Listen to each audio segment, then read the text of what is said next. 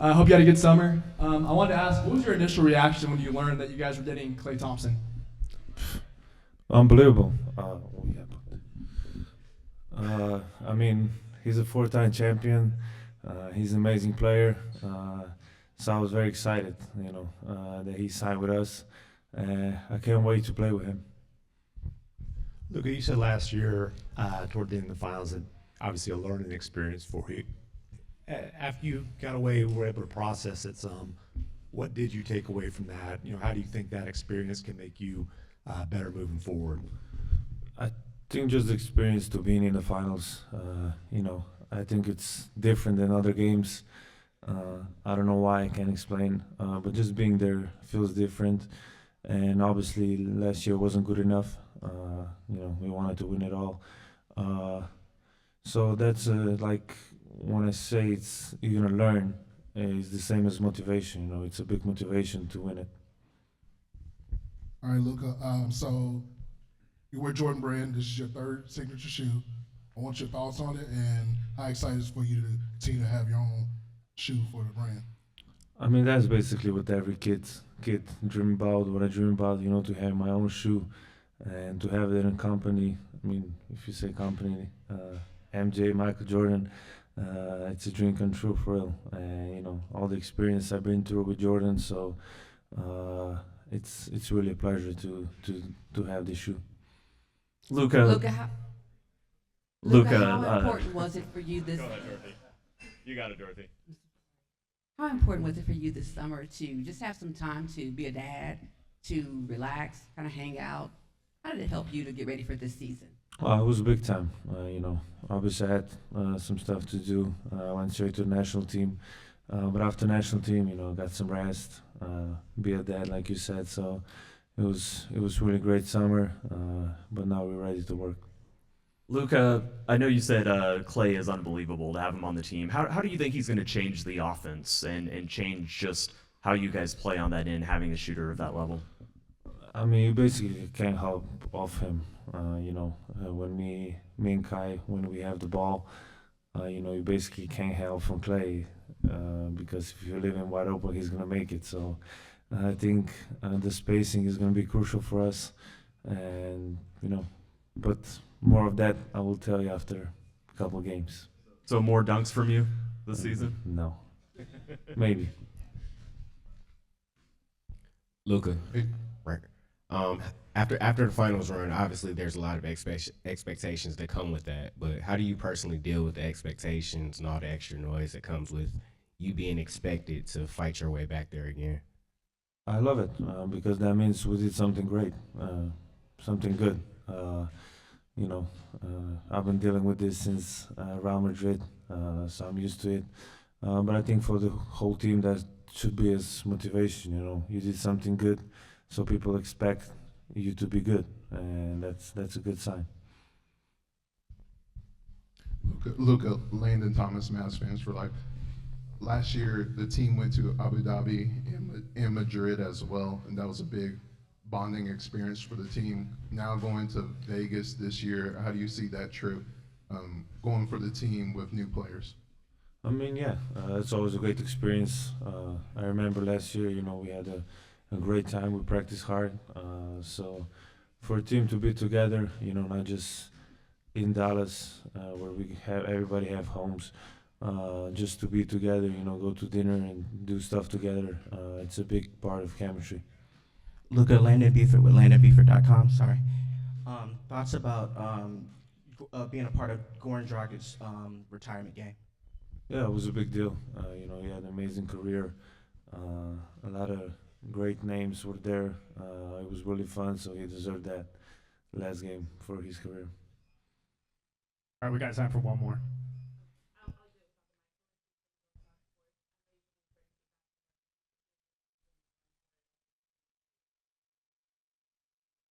Oh, just one word for this season.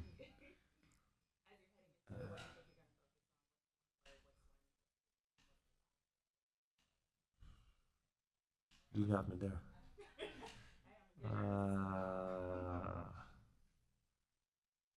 One word. Championship. That's the goal. Thank you. Everybody doing well? Good to see you guys again. It's too freaking soon, but come on.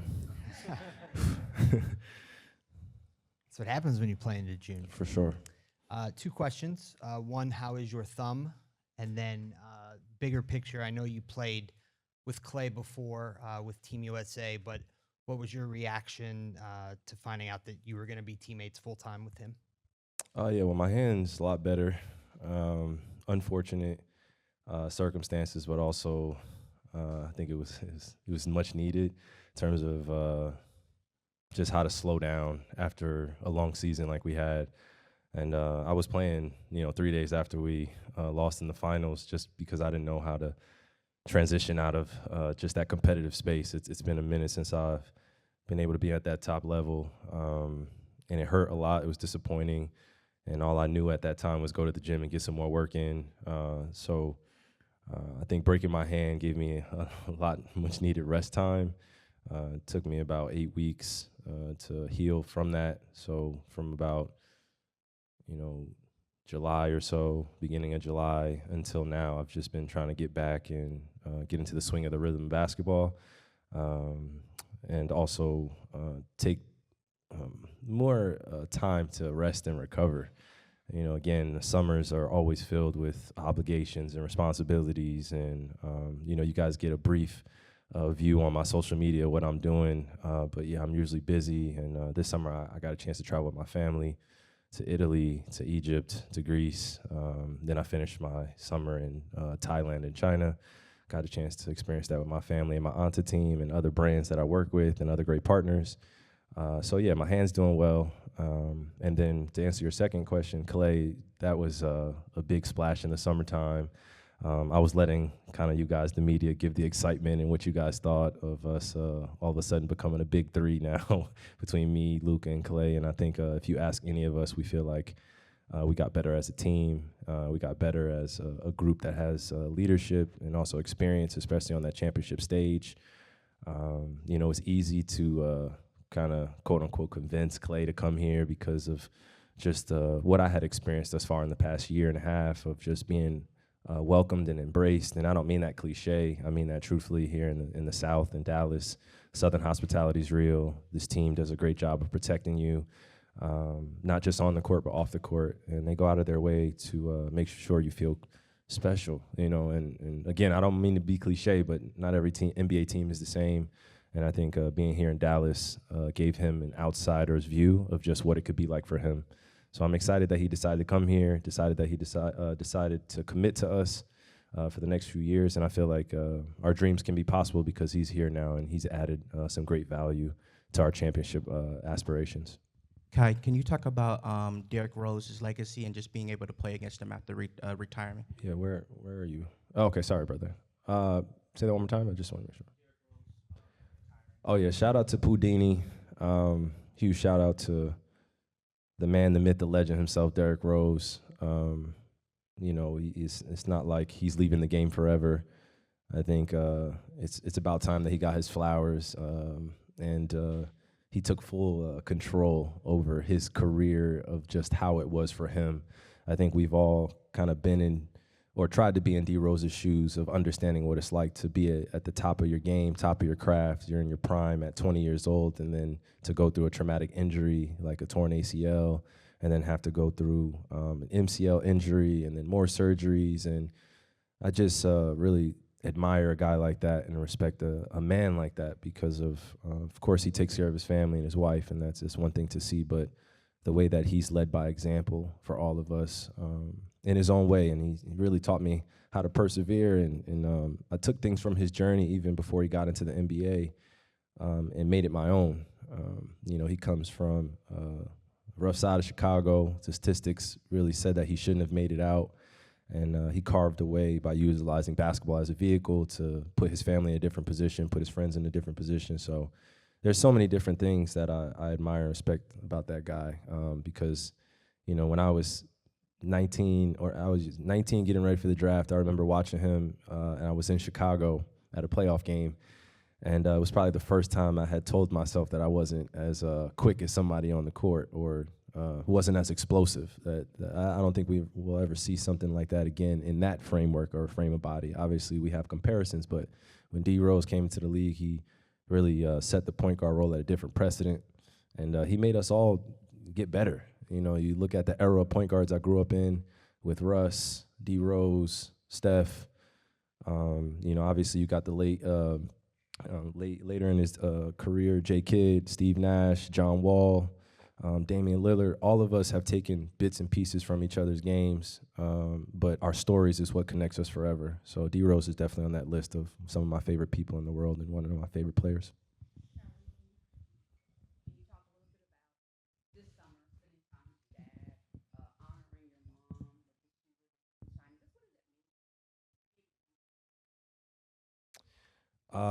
Well, I was scared to sign my dad as a signature athlete initially because I wasn't sure about the response. And then I thought about the response and I just stopped caring right at that moment, just because of how elated I was to be able to sign my dad. And ultimately, when I signed my dad, it's like me signing my family. So to see him step into a new position, to understand and empathize with what I've had to deal with being a signature athlete since I was, 22 years old. He had to do photo shoots. He had to be on the road with me. He had to do everything that he had prepared me for.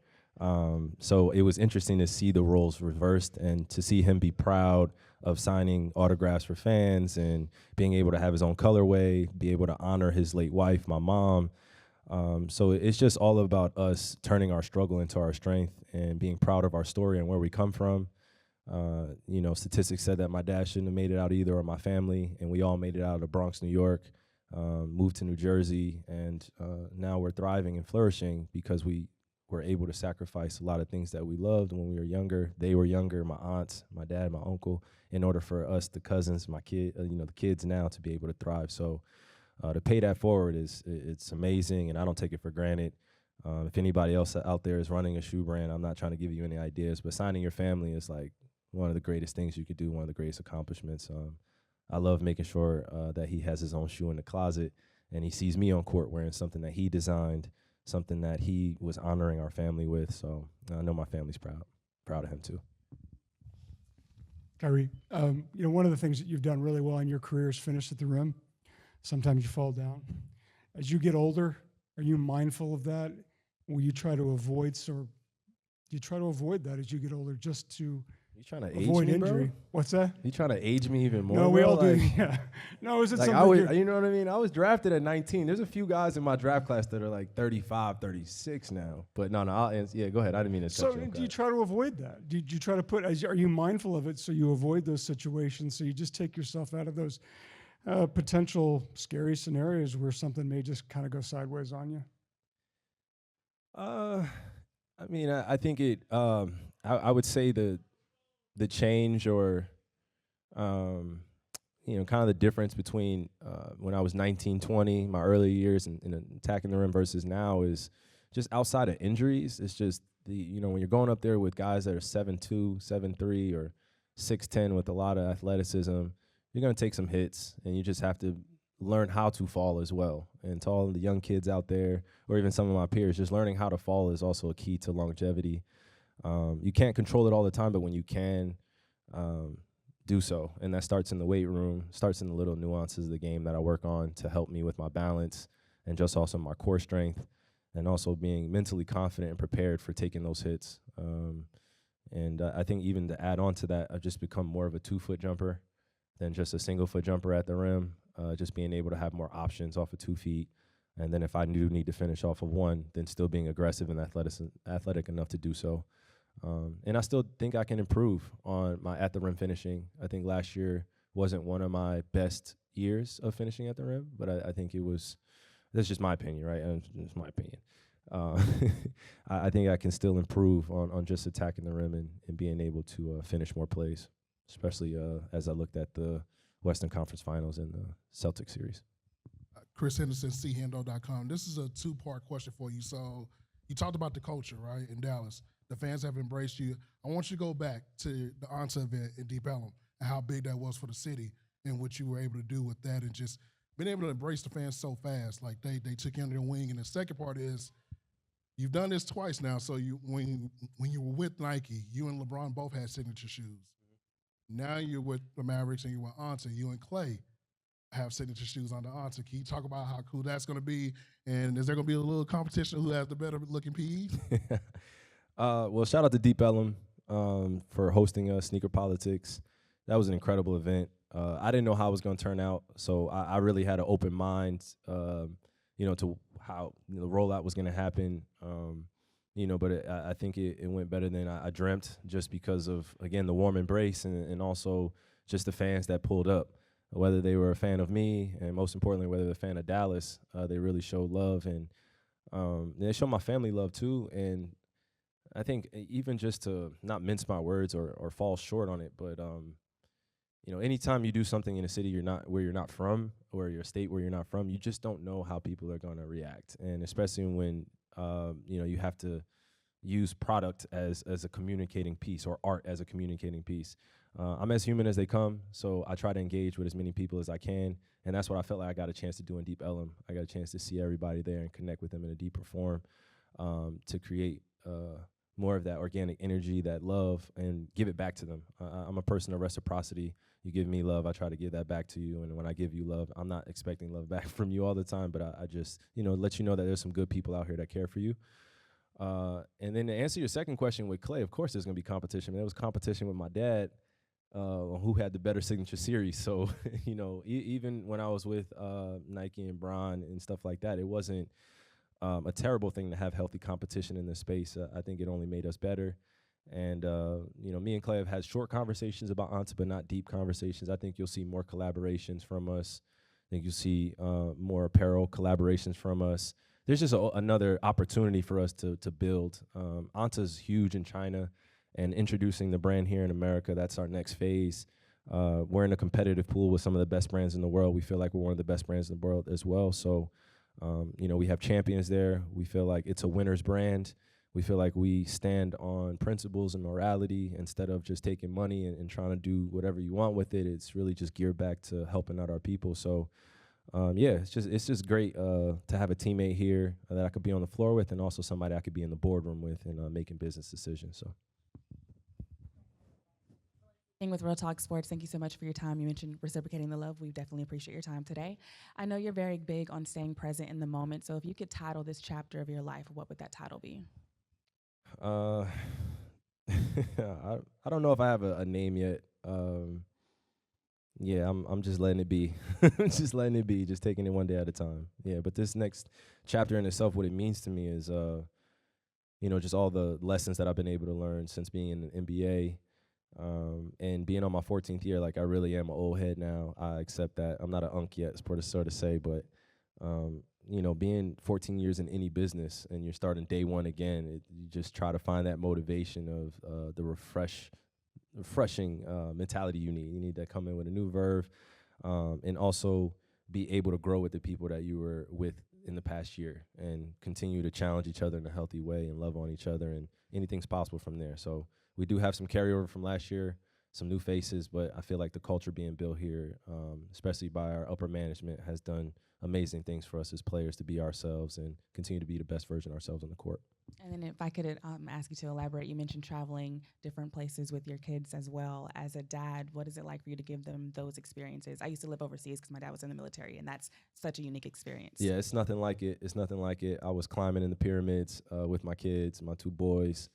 So to have a 1-year-old and a 3-year-old in the pyramids, and we're climbing down, a couple hundred feet, we just took in those moments as much as we could, and be as patient with the kids, just walking down there, because yes, they're aware of what's going on, but I know that it'll make more sense as they get older.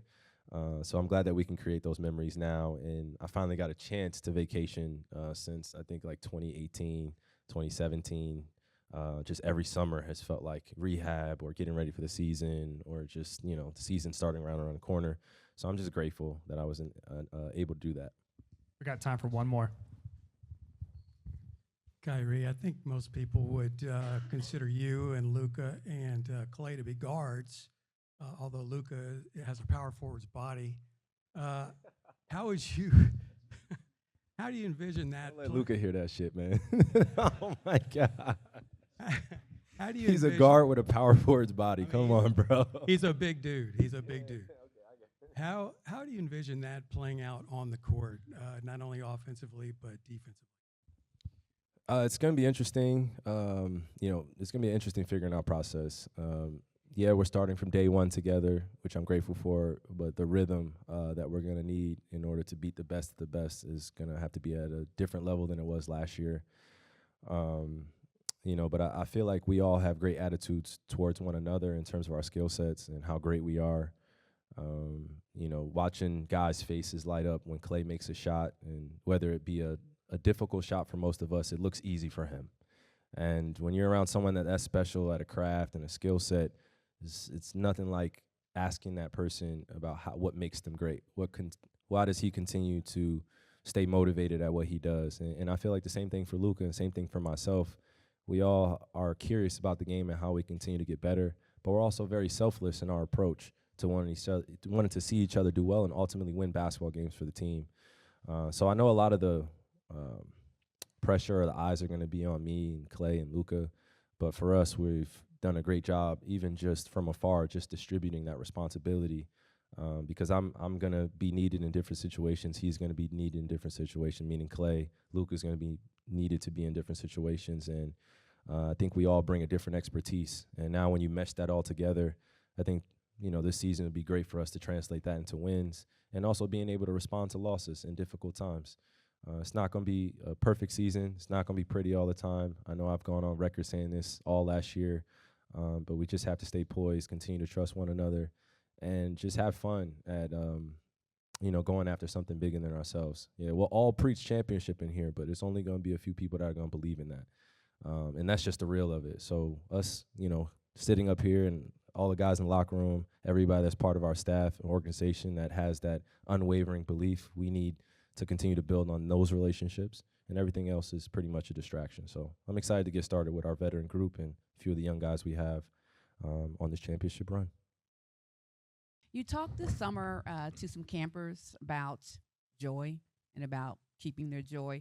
So can you elaborate more on the importance of joy, and if you're on your own journey back to your joy? That's a great question.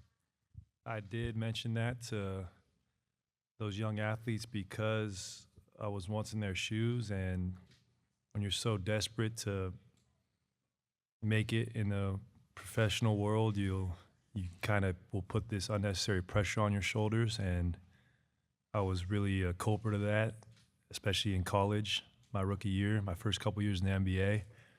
And that can kind of get in the way of why you do play basketball. That's because it is the most fun sport in the world, most unique sport in the sense you can work on it individually or with 9 other players on the court.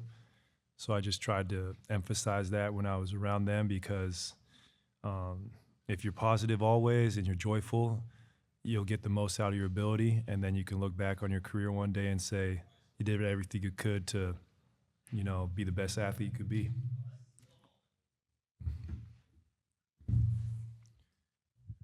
Hey, Klay. Landon Thomas, Mavs fans for life. First of all, welcome to Dallas. Thank you. Just first of all, how's it feel wearing that jersey? Feels awesome. Feels really good. And then second of all, when you saw this team in the finals, obviously you envisioned yourself, but, just what areas can you see yourself helping this team not only getting back to the finals, but winning on the championship? Well, I think my game complements the roster very well, especially from a perimeter scoring aspect. I think I'll help space the floor for guys like Luka and Kyrie to do their thing, and just being here this week and playing with our team and building chemistry with our big guys and our guards, giving our offense kind of a whole new dimension. And I could see us, that's why I was here in the first place, because I saw how close they were to winning a championship, and the opportunity to do that again, I don't take it for granted, and I'm going to work my hardest to try and get us back there.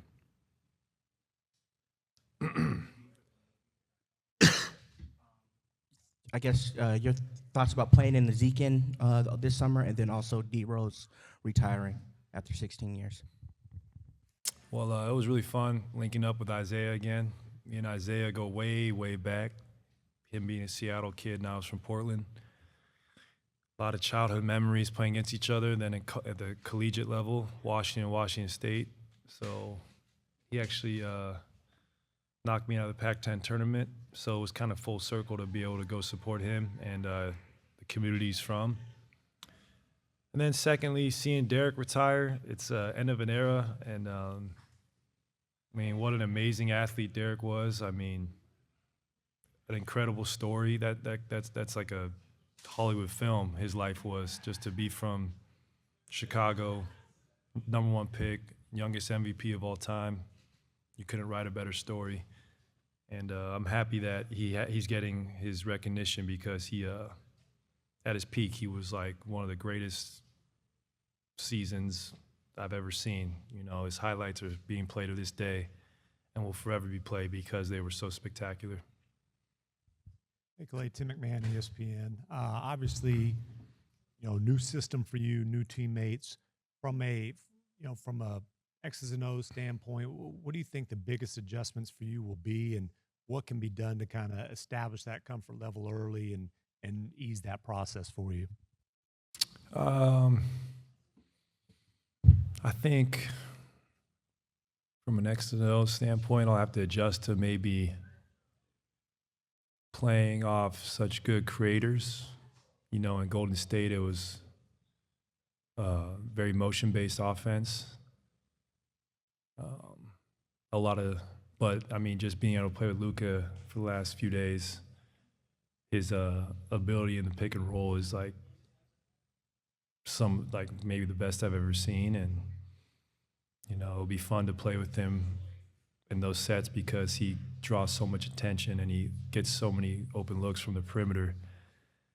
So I'll be there to knock him down. And then I think it will take a couple weeks, you know, just to get used to this new system. But luckily, opening night's not till the 22nd, I think. So this preseason might be the most important one I've had in so many years. And, you know, I can't wait to get going tomorrow and learn this system. But I do know I'm a hooper, so I can adjust accordingly, and I look forward to doing that. Klay, just today, Jason Kidd was talking about what happened in the finals. He said the Mavericks couldn't shoot and said, you can. Kyrie said that with you here, now their dreams are possible. What does that mean? You've accomplished everything in your career, but what does it mean to hear that, you know, from your new coach and a new star teammate? It means a lot. It gives me confidence to keep working hard and be myself. Obviously, Kyrie and I have a deep history, being drafted together, same class, to competing against each other in the finals, to gold medal victories. So that was a huge reason why I am here, was because Kyrie spoke that highly of me and him believing that I could help us achieve those goals. And also with Mr. Kidd, I mean, what a legend. I grew up watching him, and you watch his highlight tape, there's still, Luka's close, but there's still passes that have never been done before that he was doing. And I'm just excited to learn from him. What a great basketball mind he has. And wow, that means a lot that they really believe those things, because I do too. And I'm so excited to get to work. I love this team, and being around these guys for the last 8-9 days has been amazing. And I think we have all the ingredients for a championship. Chris Henderson, CHendo.com. So, you know, I remember in Golden State when KD got there, the question was, well, how can everybody shoot the ball? And you actually average a shot more per game, and your scoring went up. And I think that's a unique skill for a future Hall of Famer, that you understand your role. Game 6 Klay always comes out eventually. For the younger guys that need to learn that, hey, you don't have to be the star to be effective. Can you talk about that? And I do have a follow-up question to that. That's actually a great point. I mean, we have two superstars in Luka and Kyrie. Those guys can go get it at any time they want. But what I tell everyone else on the squad, I'm like, guys, every championship experience I've had, it's been a deep talented roster. You know, you got your two superstars, but there's always so much talent throughout the whole team, and we complement each other so well because what I might be deficient in, Naji Marshall can pick up, his ability to guard or switch. Same with Quentin. So we got guys who can play off each other. I'm excited to play with our big guys. I mean, two of the better vertical spacers in the NBA, and Daniel and Dereck. And that helps my game so much because the off-ball screening action, having two big men who can go dunk on your head is the best. And yeah, I'm excited. I'm just like here to give out my knowledge and be a leader, and above all, try and win as many games as possible. You know, the numbers and the individual stuff is cool, but I was so attracted to the Mavericks because of the chance to win. Follow-up question. So I've asked the other three guys this. You got Jordan Brand with Luka. You got Spencer with 361. You with Anta. You got a teammate that has a signature shoe as well. How cool is that Anta has two signature athletes on the brand now? And is there going to be a competitive rivalry who has the best looking PE colorways? No, it's all love, and that's amazing. I know Kyrie just got back from Asia, and it's really cool to know that Luka has his own signature shoe. I mean, deservedly so. The guy's putting up historic numbers. But we're just lucky because we're beneficiaries of the game of basketball and how global it's become. So we got to pay respects to the legends before us who really globalized this game, and we're just reaping the benefits of being able to go to Asia or Europe or Africa and grow the game. It's a true blessing, and I don't take it for granted. You're just talking about the motion offense and Luka playing pick and roll. Just to provide one example, I mean, you took more shots coming off screens last season than the entire Mavericks, like every player combined. Where's the balance between you adjusting to Luka, who's of course going to run his pick and rolls? That's what this offense is based off of, versus the Mavericks also implementing stuff, some stuff that you're more familiar with, that you've succeeded with throughout your career.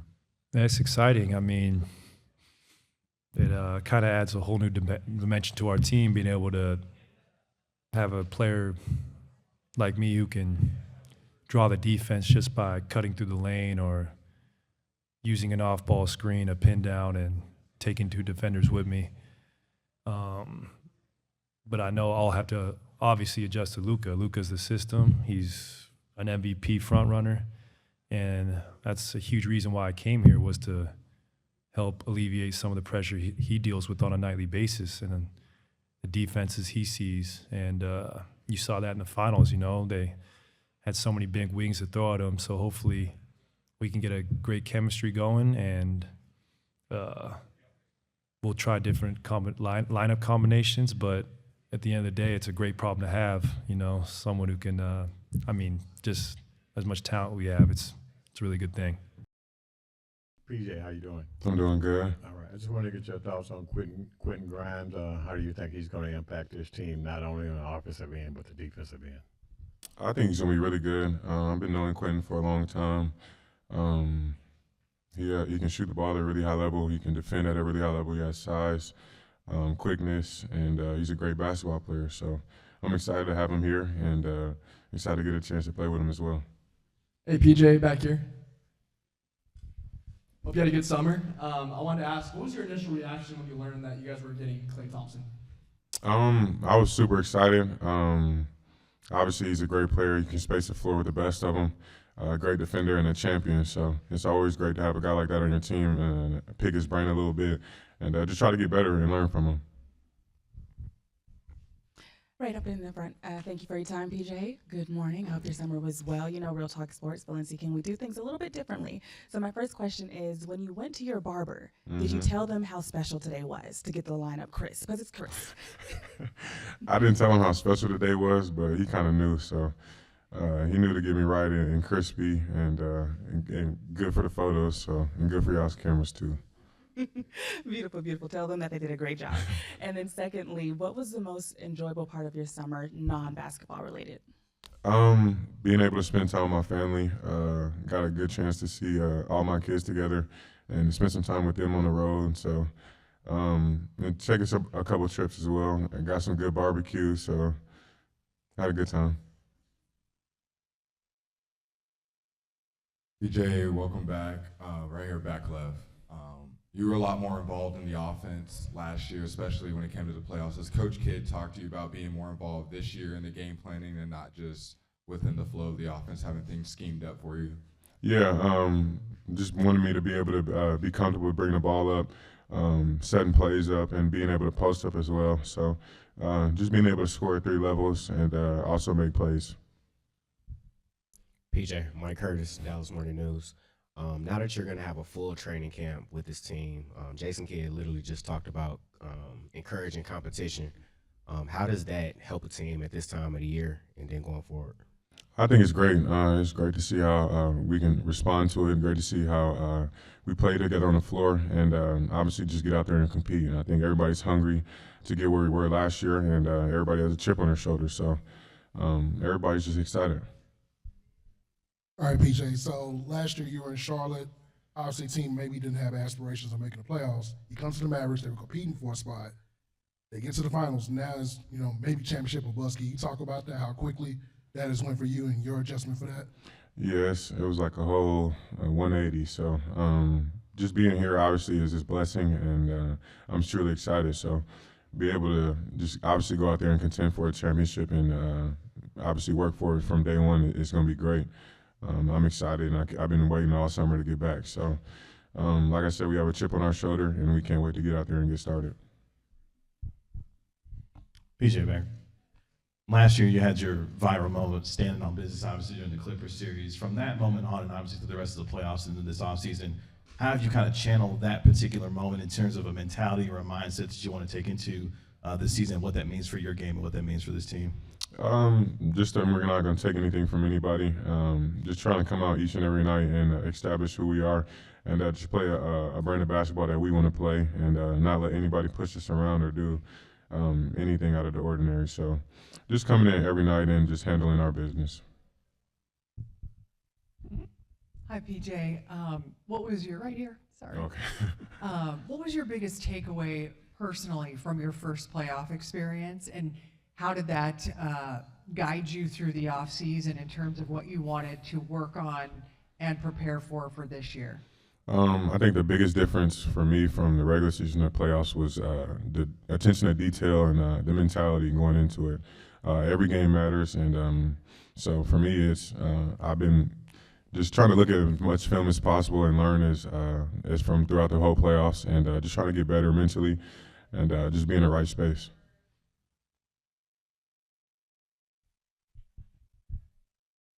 PJ, if you had to use one word to describe the identity of this team that you've seen so far, even though it's just kind of getting into it, what would it be? And what do you notice has been different so far this year compared to what you experienced last year? The word I would use is versatile, and I think my experience this year with this team, we just have a lot of guys that are hungry, obviously, a lot of guys that want to be champions and that work like champions. So I think for us, it's like I said, the sky's the limit, and we're just taking it one day at a time. I know you had a camp here recently. I wondered how much time you actually spent in the Dallas area in the off season, and what was it like being out in public? Did you have any stand on your business interactions? Yeah, a couple.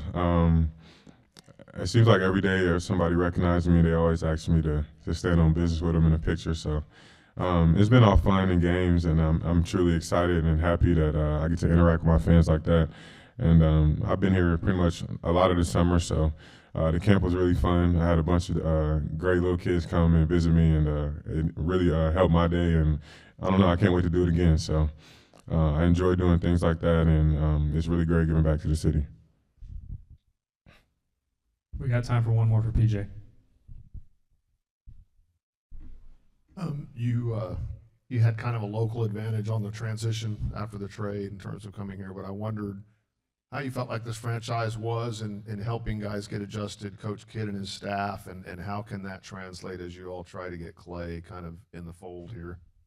I think they did a great job with me, making me feel like it's a family, making me feel like it's home, and I'm sure they've done the same with Klay. I think he's excited to be here. I think he's already found a place and already settled in, so I'm just happy he's here, and I can't wait to see how he does and how he meshes with everybody. Welcome back, Dereck. Hope you had a good summer.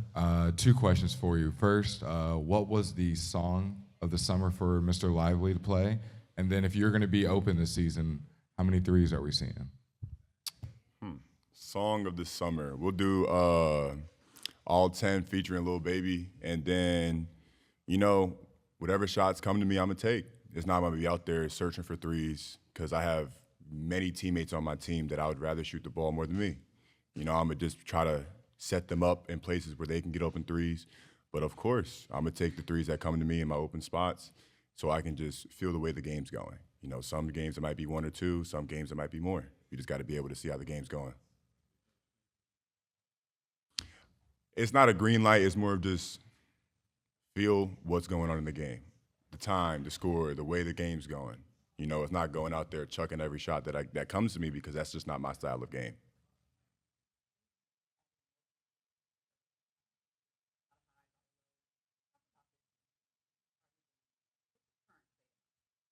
I feel like I've gone through a lot of mental turmoil throughout this summer.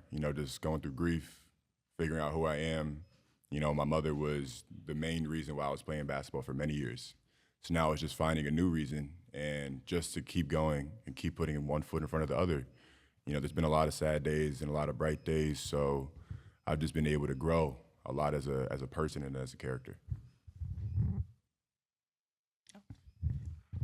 Hello again. Good morning. Good morning. We obviously know that Valencia King Real Talk Sports. We obviously know that you are very familiar with the Legos. Do you have one that was your most proud one that you made this summer? This summer, just recently, last week, I finished the Millennium Falcon. It was like 9,980 pieces, I believe. But there's still the Titanic and the Eiffel Tower I got to finish over time, but that's going to take me a little while.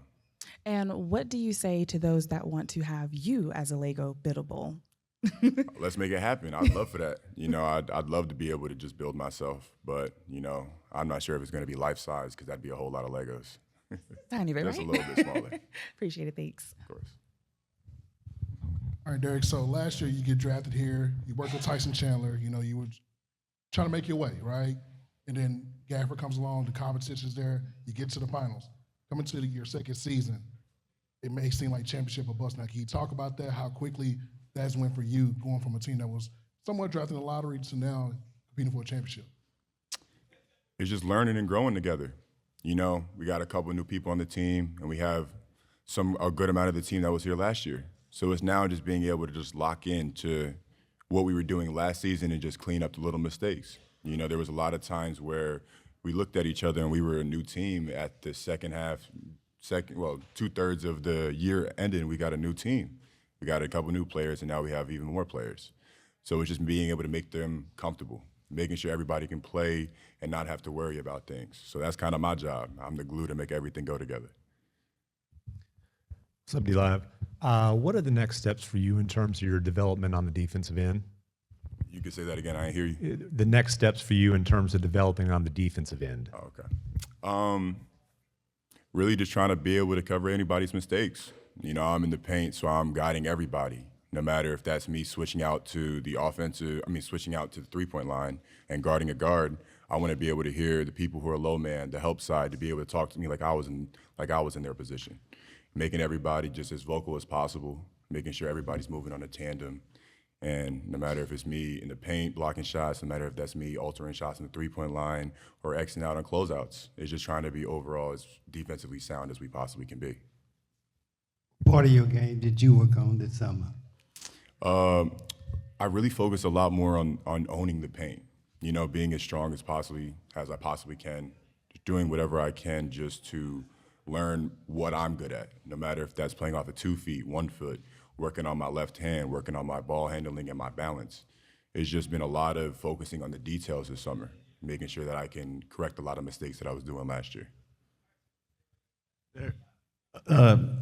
I'm just curious, you had some tremendous success in your rookie year. I mean, not everybody gets to go to the finals their first season in the league.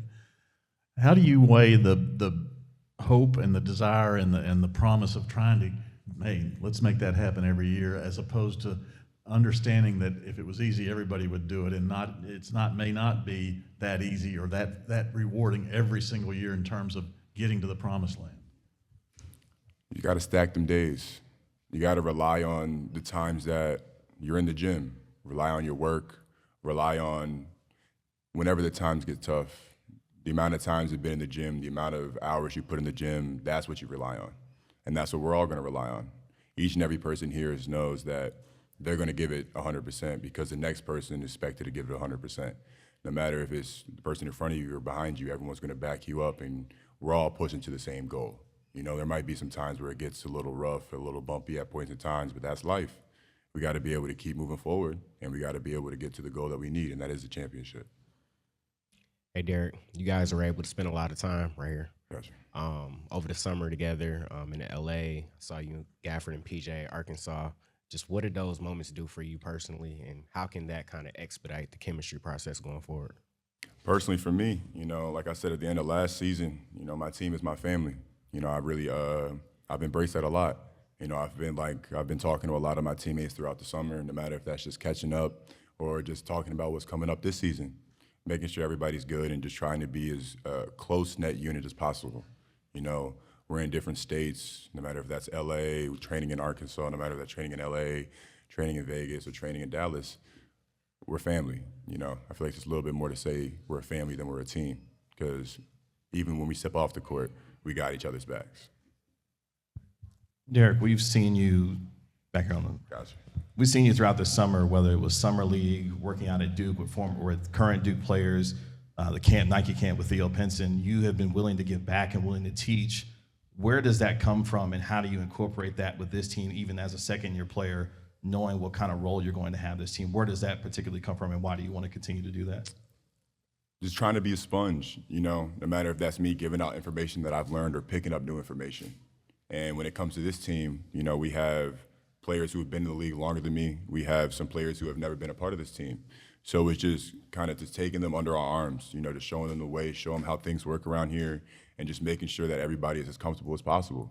Because everyone's going to say that they're good, but you've always got to make sure that they truly are good. You know, that no matter if they miss a shot, they miss a couple of shots, or if it's or even if they're just having a bad day. It's just always making sure that, you know, even if you fall, we're going to pick you back up. And that's kind of been our main theme throughout this whole year, well, summer. All right, last one for D-Live. Dereck, right over here. How much do you know about Naji Marshall, and how do you feel like he can impact this team? And I'm going to assume that since you're so young that you grew up watching Klay Thompson win titles with the Warriors. Just talk about the impact you anticipate him having on this team. Just bringing what they've learned from other teams here.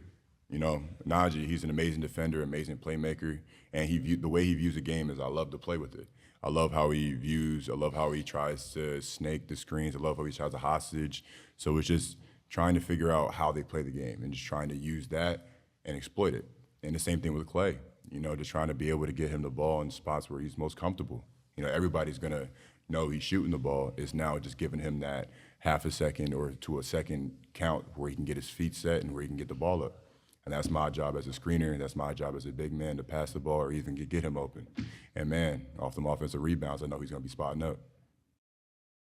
How's everybody doing, by the way? I'm doing good. All right, DwaynePriceMath.com. Daniel, how was your offseason, first of all, and what are you anticipating between the combination you and Lively this coming season? Offseason was good. You know, put on a decent amount of weight when it came to muscle and whatnot. You know, just pretty much the usual stuff and the player can do when it comes to the offseason, just working. And when it comes to the anticipation of me and D-Live, you know, I just feel like we finna be two, you know, good old cowboys out here. You know, doing our thing, just having fun, catching lobs, you know. What did you learn from Kyrie Irving, you know, after the trade in February? What did you learn from him as far as what kind of guy he is and what kind of player he is? Honestly, I just learned just more of just like the type of down-to-earth person that he is, just kind of like the things that he's been through and how he's learned from them, and just kind of took it one step at a time on just bringing himself to the position that he's in. You know, he's got a lot of composure when it comes to everyday life, I feel. And I've learned a lot of patience from a guy like him because, I mean, I pick his brain from time to time, and every time it's always some great advice. Daniel, Chris Henderson, chendo.com. So first question, when you got the news or maybe the text that Klay Thompson was coming to the Dallas Mavericks, what was your initial reaction? Oh, man, I was excited, you know. Because, you know, we got one of the Splash Brothers in, you know, I was already here. And he's just coming, you know, just lock in with us, you know. But, I mean, in all seriousness, I was very excited. Great addition to the team. I feel like he's going to bring a lot of just craziness out there on the floor for us. It's going to be something that everybody's going to be looking forward to, you know, no matter what stuff happened in the past, we here now, so. All right, the next question. So a lot of fans don't know this, but you're a gamer. Yeah. You're a competitive gamer. Yeah.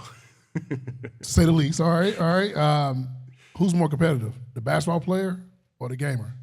The gamer, the 100%. I take pride in what I do on video games. Whenever I lose and people talk trash to me, I get a little bit rowdy. I'm not gonna lie to you. I'm a little rowdy cowboy when it comes to video games in general. You know, I try not to show my true self whenever I get aggravated with a game, but sometimes it just gets to a point to where it's like a lot. Hey, Daniel. We talk about position battles all the time in training camp, and J. Kidd just came in here and said that he's going to encourage the competition, especially between you and Lively for that starting center spot. Just do you talk about that like amongst yourselves as competitors, just like the training camp battle position and like where you see each other? Nah. We just come in every day and just make each other better. That's the message I would say we both try to portray. You know, I get that somebody gonna have to start at the end of the day, but I don't think we're gonna make a big deal out of it. All right, just a couple more. Hey, Gaff over here. There's been a lot of talk about the culture and how Dallas has been. How would you describe it to maybe the outside people of kind of what this Dallas Mavericks organization has been like to you and to the newcomers on this team? Oh, I mean, 10 out of 10 would recommend. You know, ever since I've gotten here, I've been welcomed with open arms, nothing but smiles every time I come into the building. It's just one big happy family, you know, if I'm being honest. Just from the first day I've gotten here, I just felt, you know, comfortable. I felt, you know, just like I've already been here. Like I said, when I first got here, when I got traded, it felt like I was already on the team, you know? So really just, you know, like I said, I take it one day at a time, and I came in, and the staff pretty much just helped me do that. Right here in the front, Valencia came with Real Talk Sports. Appreciate your time. And yes, the chair's not the best. But when you think about as the season is approaching, is there a title to this chapter as you approach the season? What would you call this message or this area that you're in right now? Patience. Just throughout my whole career, you know, I felt like I've always tried to rush a lot of stuff.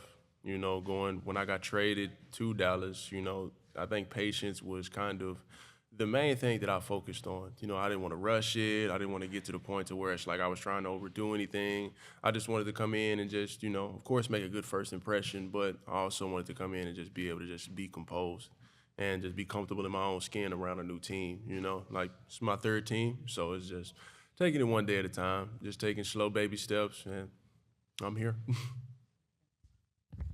Last one for Daniel. Rafael Barlow with NBA Big Board. I wanted to ask you, have you been practicing your Slovenian? Have I been practicing? No, I have not. No. That's a funny question. No, I have not. But in the near future, like I told one of the other media outposts, I told them, you know, I'm thinking on it. We're just going to keep it at that. Kevin Gray, DLS Mavs.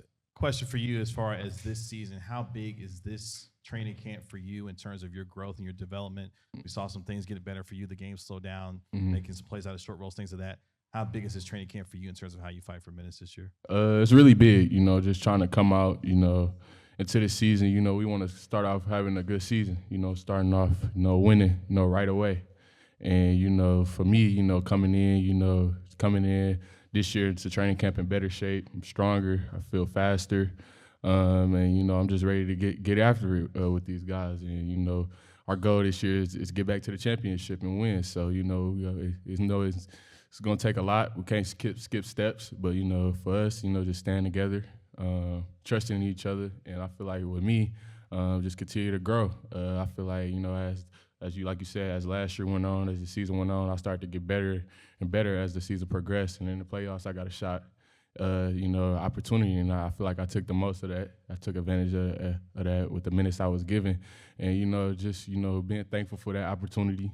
And, you know, I'm just ready to get back after it, so.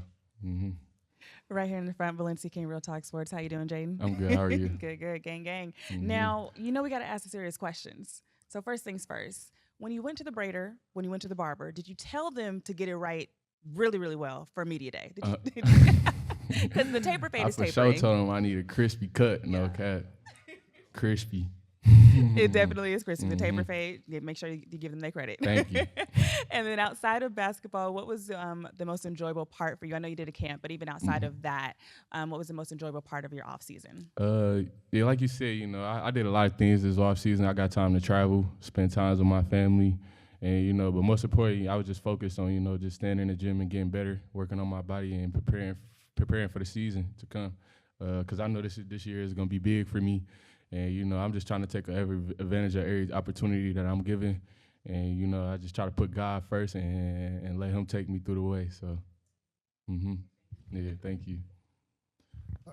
Chris Henderson, chendo.com. So this is the first question. Last year in the playoffs, you got some meaningful minutes in some crucial situations. Can you talk about that? And how was that a confidence builder for you that, you know, Coach Kidd and the staff gave you those minutes? Yeah, that was big for me to not only see it, you know, Coach Kidd put me in and trust me, but also my teammates being able to trust me in those moments too. That really helped me build my confidence a lot, you know, because, you know, I was just eager to be out there with those guys. I feel like I belonged on the floor, and I feel like I could help the team.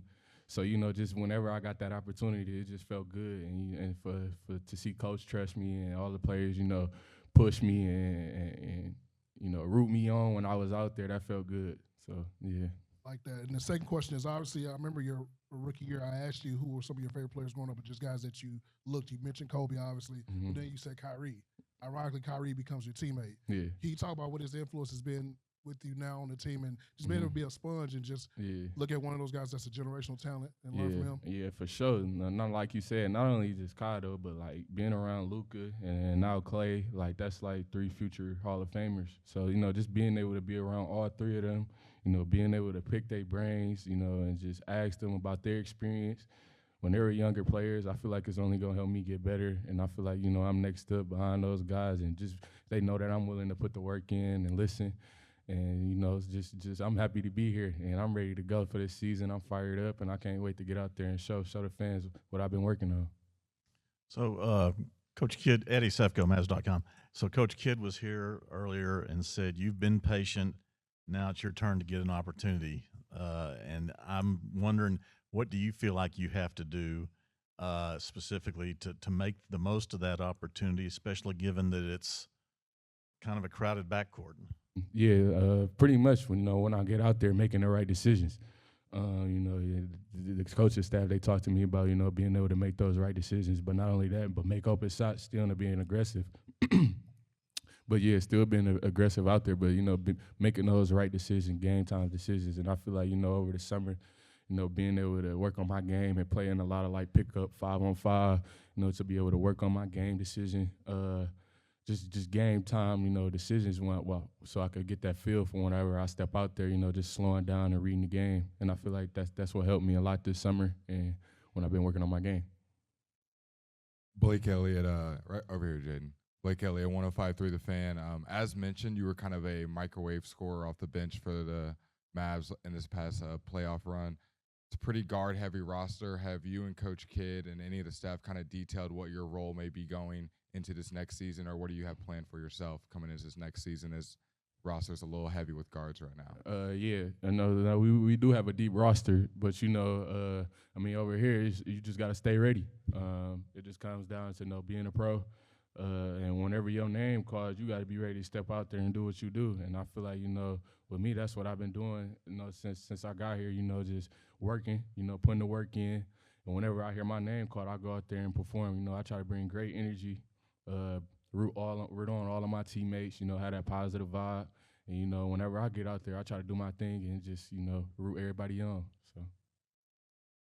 All right, we got time for one more for Jaden. Jaden, Dana Larson right here with Mavs TV. Can you talk a little bit about the influence that Kyrie has had on you and just what he meant to you last season as you worked your way through, the journey of the year? Yeah, Kai, he has a big influence on me. Me and Kai chop it up a lot, talk a lot, text each other. And, I know with me and Kai, I used to have conversations with Kai asking him about, his younger days, when he was younger coming into the league, like how he dealt with certain things. And, if he could go back, what would be something different he would have done, coming up. And, just to be able to hear his answers and him go into detail about, what it was like for him growing up, the things that he had to go through and, stuff like that, and with the media. So he just, explaining to me how the business is, but not only that, just, also talking to him about the game.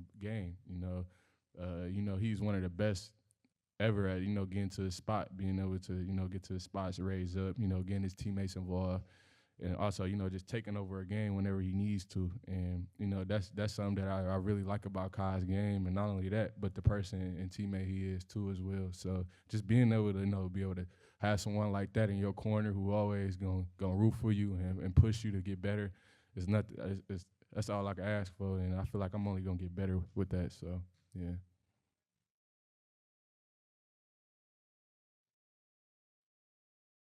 Oh, yeah, for sure. We had a couple moments like that in last season, when he'd come over to me, like during the game, and I ask him what he see, or he'd tell me what he see out there, and he'd just tell me, just play my game, or just, slow down, read it, and, it's going to make itself available.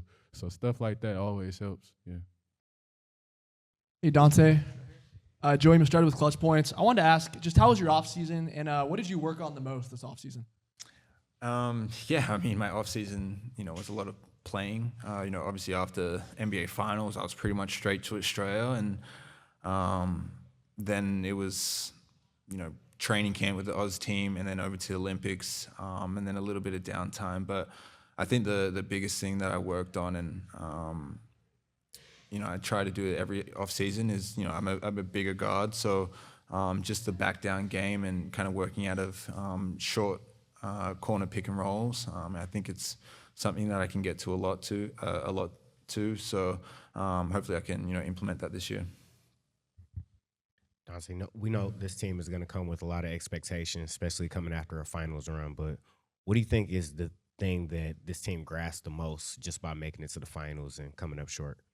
Yeah, I think it's the experience of it all. Not that it took us by surprise. I thought everyone felt that we deserved it and we should be there, but just getting there and being like, okay, this is it, like we're this close. And I think that hunger is going to drive us and everything that we do going forward today. I think every team I've been at, obviously the thing you say at the start of the season before training camp is, we want to be in the finals. We want to, make an impact in the playoffs. And, we did truly believe it last year and we were able to do that. But I think coming into this year, we know that we can, and we know that we have the ability, 1 through 15 to do that. And then Jason Kidd talked a lot about just competition during this training camp. He's going to encourage it, instigate it. What does that mean to you?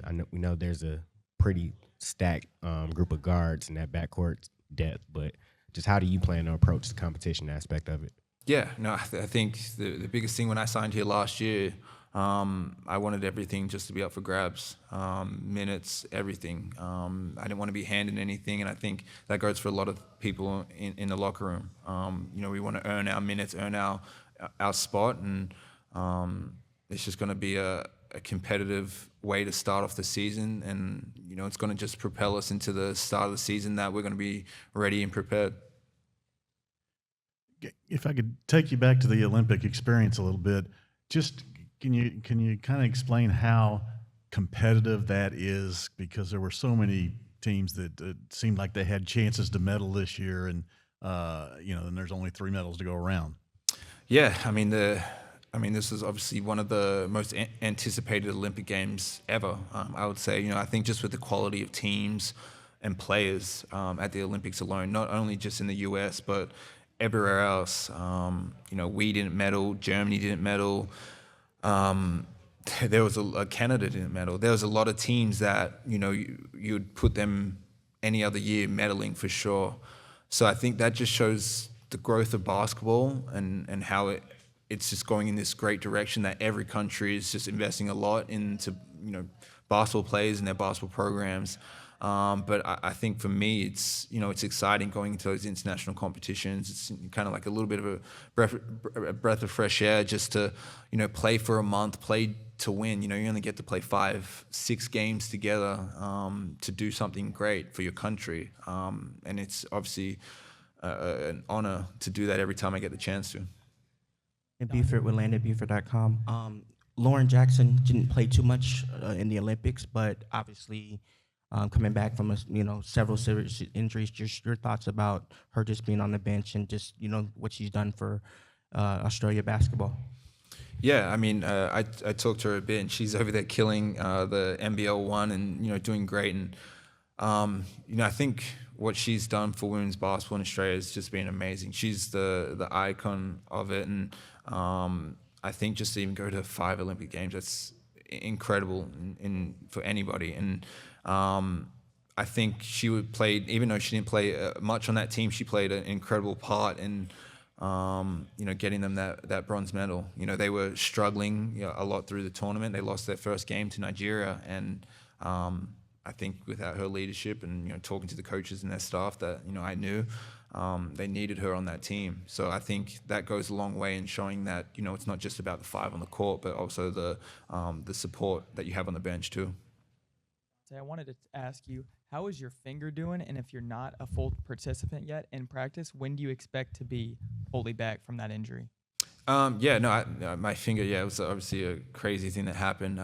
But I was playing a week and a half later in the Olympics. I obviously missed that first game, but I played a week and a half later. So I'm in full practice and everything. But obviously, just because my summer's been so crazy and going, I wasn't in a lot of stuff. I'm fully healthy, fully ready to go. All right, guys, we got 2 left. Right here in the front, Valencia King, Real Talk Sports. Appreciate your time. I talked to you a little bit during the season about parenthood. This is off season. Now you're juggling that as well. Did that teach you anything about balancing it all? Yeah, it's been a bit tough. Obviously I was away, doing a lot of the Olympic stuff, but coming back here, and I've had about the last month and a half just to, be at home, just work out, come home and being dad and not have to travel. It's been great. I think just every day seeing her grow and develop as a little human being and just the little things that she does. I think I try and talk to, some of the younger players, and it's just something they wouldn't understand. I know I didn't understand it when I was because, I walk in, I'll be like, oh, like she grabbed something and smiled, like she knew what it was, and they're like, so. But no, it's just amazing to see. Dante, he had such a strong start to last season, and then, it was around January where he just earned the starting berth, and you started having the plantar issue. I wondered how much reflecting you did after that. It took you a while to get back to the lineup, and then by then, your opportunities weren't all that plentiful, and I wonder if you ever got back to that pre-January. By the time you came back, were you able to get back to that?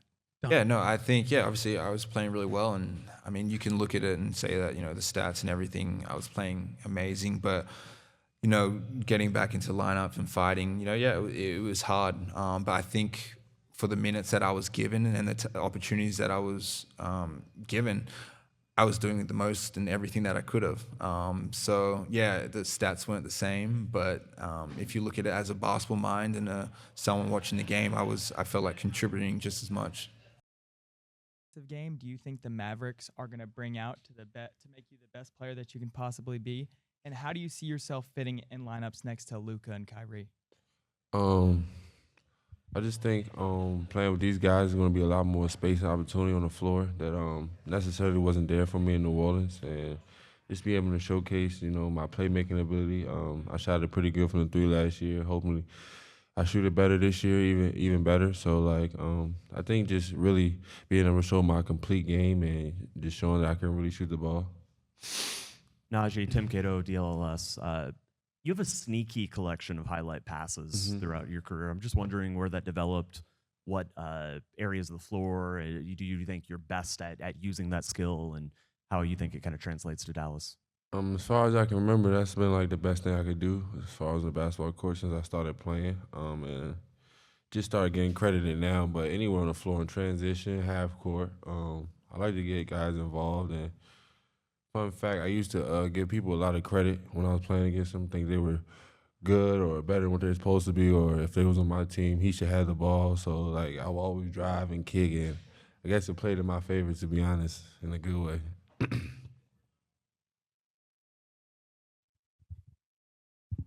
Hey, Naji, Mark Followell from the Mavs TV broadcast. Great to have you here. I love to ask the guys who started in the league on two-way contracts about their path. You know, you've gone from that two-way contract when you first were with the Pelicans to obviously being a sought-after free agent, a rotation guy. Obviously, the journey isn't finished. But to go from where you were to where you are now, I mean, when you reflect on that, what do you think kind of like the key was? Was it motivation from somebody in New Orleans, your own work ethic? What's your aspect and your perspective on traveling from where you were to where you are now? I think it's just my mindset and the work I put in. No matter what, even in college, being undrafted, I just always felt the NBA was the place for me. So I worked towards it, and I never let nobody change how I believe in myself. And as you can see, I was right. Back over here in the front, doing my journalistic IG research, you have a post that says the blessing in being blessed is to be able to bless others. Right. What does that mean to you, and as far as you've come along in your career to have been able to do that for your family and your community? It had so many meanings to it. You know, just being in the NBA and going to, you know, my neighborhood in Pleasantville where you probably have never even heard of, and kids being able to see me. I mean, I just feel like that's a blessing. I know how I felt when I seen somebody with any certain status back in the day when I was a kid. It motivated me. As far as just being a helping hand to my family, my friends, whatever they need. It don't even have to be money necessarily, just being there for them. And yeah, that's basically it. Whatever they need, just being there to help out. Quinn Cook as Yes. well. What does the NBA brotherhood or that brotherhood mean for you? We're both from the same place, PG County. And, you know, all in the same gyms, work out with the same trainers, have the same friends. So just a real genuine connection. And then, you know, QC, he been a two-time NBA champion, college national championship, best point guard in the country in high school. So just being with him every day, meeting the connections I meet through him, just understanding the game on a different level, it's unbelievable. You for your defense, but what would you say is the secret to being a really good defender? Is it more instincts? Is it discipline? Just what goes into it? I think it's just a mentality, if you want to do it or not. Simple as that, just most things in life. If you really want to do it or not, come down to it. It's my livelihood. If I don't do it, I wouldn't be sitting here right now, you know what I'm saying? So that's what it is. How much, speaking of that, how much did you take notice last year of what Derrick Jones did? And he always said guarding Luka's in practices was about as hard as it got for him, even on the court. I don't know if this intensity is quite like that, but how much does going against a superstar every day in practice impact maybe or improve your game? Oh, I definitely think it makes you better. Helps you understand the game a little bit more. You know, stars usually like to get the ball in certain spots or stuff like this, so it definitely helps me in the game. Guarding Zion and B.I. and CJ wasn't easy in practice, and then in the game it was a little bit easy. So I think just getting constant reps, guarding those guys, and it's honestly a pleasure. It's like a cheat code. You know, I get to guard Luka in the game, and then no disrespect, but guard someone less of his caliber, you know, makes the game much easier. So. All right, we got one more for Naji. Hi, Dorothy Gentry How with you Messenger doing? Media. This summer, Dirk, at his charity event, talked about the acquisitions that the Mavs made this summer. And he specifically mentioned you Yes, ma'am. by name. So how does that make you feel that he thinks that you're a key piece for the Mavs this season? Man, for my name to even coming out of Dirk Nowinski's mouth is unbelievable. So it's just a blessing, and I'm just so excited to be here. I've already met some of my favorite Hall of Famers in the world, Jason Kidd. And like I said, just unbelievable, and I just look forward to being that missing piece. And, you know, accomplishing what we did last year. Chris Henderson, chendo.com. Welcome back, Maxi. Just this offseason, obviously didn't win a championship, but then you get the news Klay Thompson's coming to the team. Just what were your initial thoughts and just seeing how this team has shaped since you've been here? You've seen all kind of type of teammates. Now this team's at the point where it's either championship or bust. Yeah, I mean, over the years, obviously my first 2 years were a little bit rougher. But after that, I think, with Luka coming in, the team kept growing and growing. Last year, obviously, was a great experience, but a very sad ending. We had overall a really good season, but what you took home from that season was the disappointment of losing in the finals. And, with the new additions, with Klay as a new addition, we have new experience. He knows what it takes to win championships, and I think his expertise can help us as a team to move forward and build on what we did last year. Maxi, over here. You, after last season, watching Dereck Lively have the strong rookie season that he did and his upward trajectory, the way it's going now, how do you view the center position, which you're obviously a part of as well, and the surplus of strong talent you guys have there? I mean, I don't think it's just the big position, but any position we're really deep. So now it's about fitting in within the whole system. Everybody got to know their role. We got to understand how to play together. There will be a lot of competition, but competition with other teams, but also like inside because we have so much talent. Gaff and Lively, DP, me, PJ. We have a lot of tall guys, big guys, but specifically to D-Live, it's been just amazing seeing him grow last year. He came in already playing really, really well, and then he just kept getting better and better, and I think he surprised a lot of people. And, just seeing him this offseason, the workouts and pickup games that we played, he's in really great shape, and he's going to continue where he left off. And, it's a privilege to playing with him and having a guy like Luka and Kyrie who can find him. That combination makes them very dangerous, and it's a lot of fun to play with them. Maxi, Dana Larson here with Mavs TV. I wanted to ask you about taking training camp on the road again now for a second straight year, just the benefits you think that might be involved there and going this week to Vegas. And second part, Luka obviously has an incredible year last year. His career's on this, amazing trajectory. What does it take for him, do you think, to really be considered and maybe win an MVP? Well, first of all, a travel as a team always is a good way to bond. I'm happy that the flight is not as long this year. It's a little bit shorter. But, you just have extra time with your teammates. You're going to be on the road. You're going to have dinners. You're going to hang out. It's a different situation to come together as a team. So I think that's really helpful and a plus for us. And to Luka, I think in many people's eyes, he already is an MVP and played like an MVP. And I think he did that. At the end of the day, it's small little factors that play into those kind of decisions. I think the way he played last year and how he carried us to the playoffs and where we got, you could have made a big argument for him to win the MVP. But I'm not making the decisions. I would have voted for him for sure as my teammate.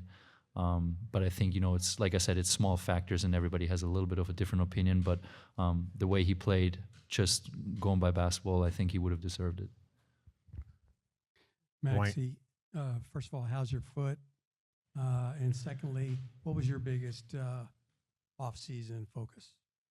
My foot is good, feeling good. My biggest focus was to, first of all, after the long season, spend time with the family. That's what I did. So just hanging out with them most of the time and then come back here early and get in shape for the next season. Wayne Price, Math.com. Maxi, Spencer Dinwiddie played a major role on you guys advancing to the conference finals a couple of years ago. What's it like from your perspective and having him back, and what kind of impact you think he'll have this season? I think he can have a really big impact because besides of the basketball talent that he is, he's a really, really great teammate, good locker room guy, keeps the spirits positive. And, his expertise, obviously, from 2 years ago and when we played together, he knows the system will help us as well. But overall, he also understands like the whole dynamics that are going on, the positions that we have. He knows that we have Luka and Kyrie on the 1 and 2 playing, right? So he's the one who will sacrifice himself for the team and will not let his spirits down ever. So just having guys like him is really helpful in order to do what we want to do. Right here. Last one for Maxi. Right here in the front, Valencia King, Real Talk Sports. Thank you for your time today. You've been a part of this team for a while. You've been in the league for a while. So as you approach this new season, is there a bit more ease heading into it? You kind of know where you're doing, knowing what you're doing. It's kind of like a bit of more routine. So would you say there's a little bit more ease? I would say a little bit more ease when it comes to media day.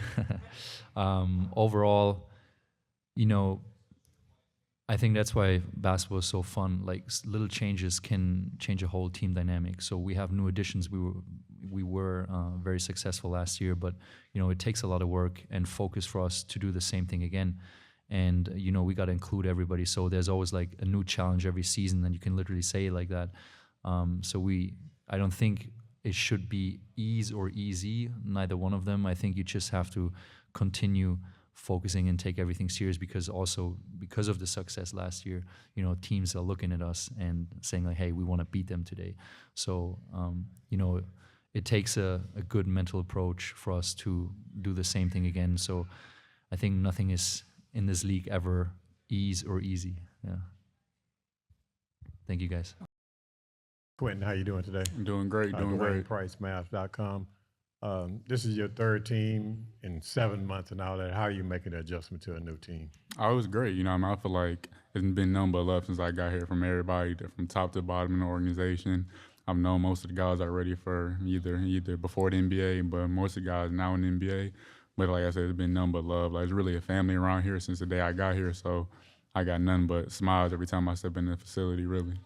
What are some of the things that you do well, and how can you impact this team, not only in the offensive end of the court, but the defensive end of the court? Yeah, I feel like everybody kind of knows me as a 3-and-D guy for sure, but I feel like here with the unselfishness and just the amount of freedom everybody has, I'll be able to show more, just like how I did in New York. Whenever somebody was down or injured, I was always able to step up and kind of show more of my offensive game. And then defensively, just taking a matchup every night, every time I'm on the court, trying to stop whoever's out there. If it's the best player, tallest guy, the shortest guy, it don't matter. I'm going to take on that matchup every time I step on the court.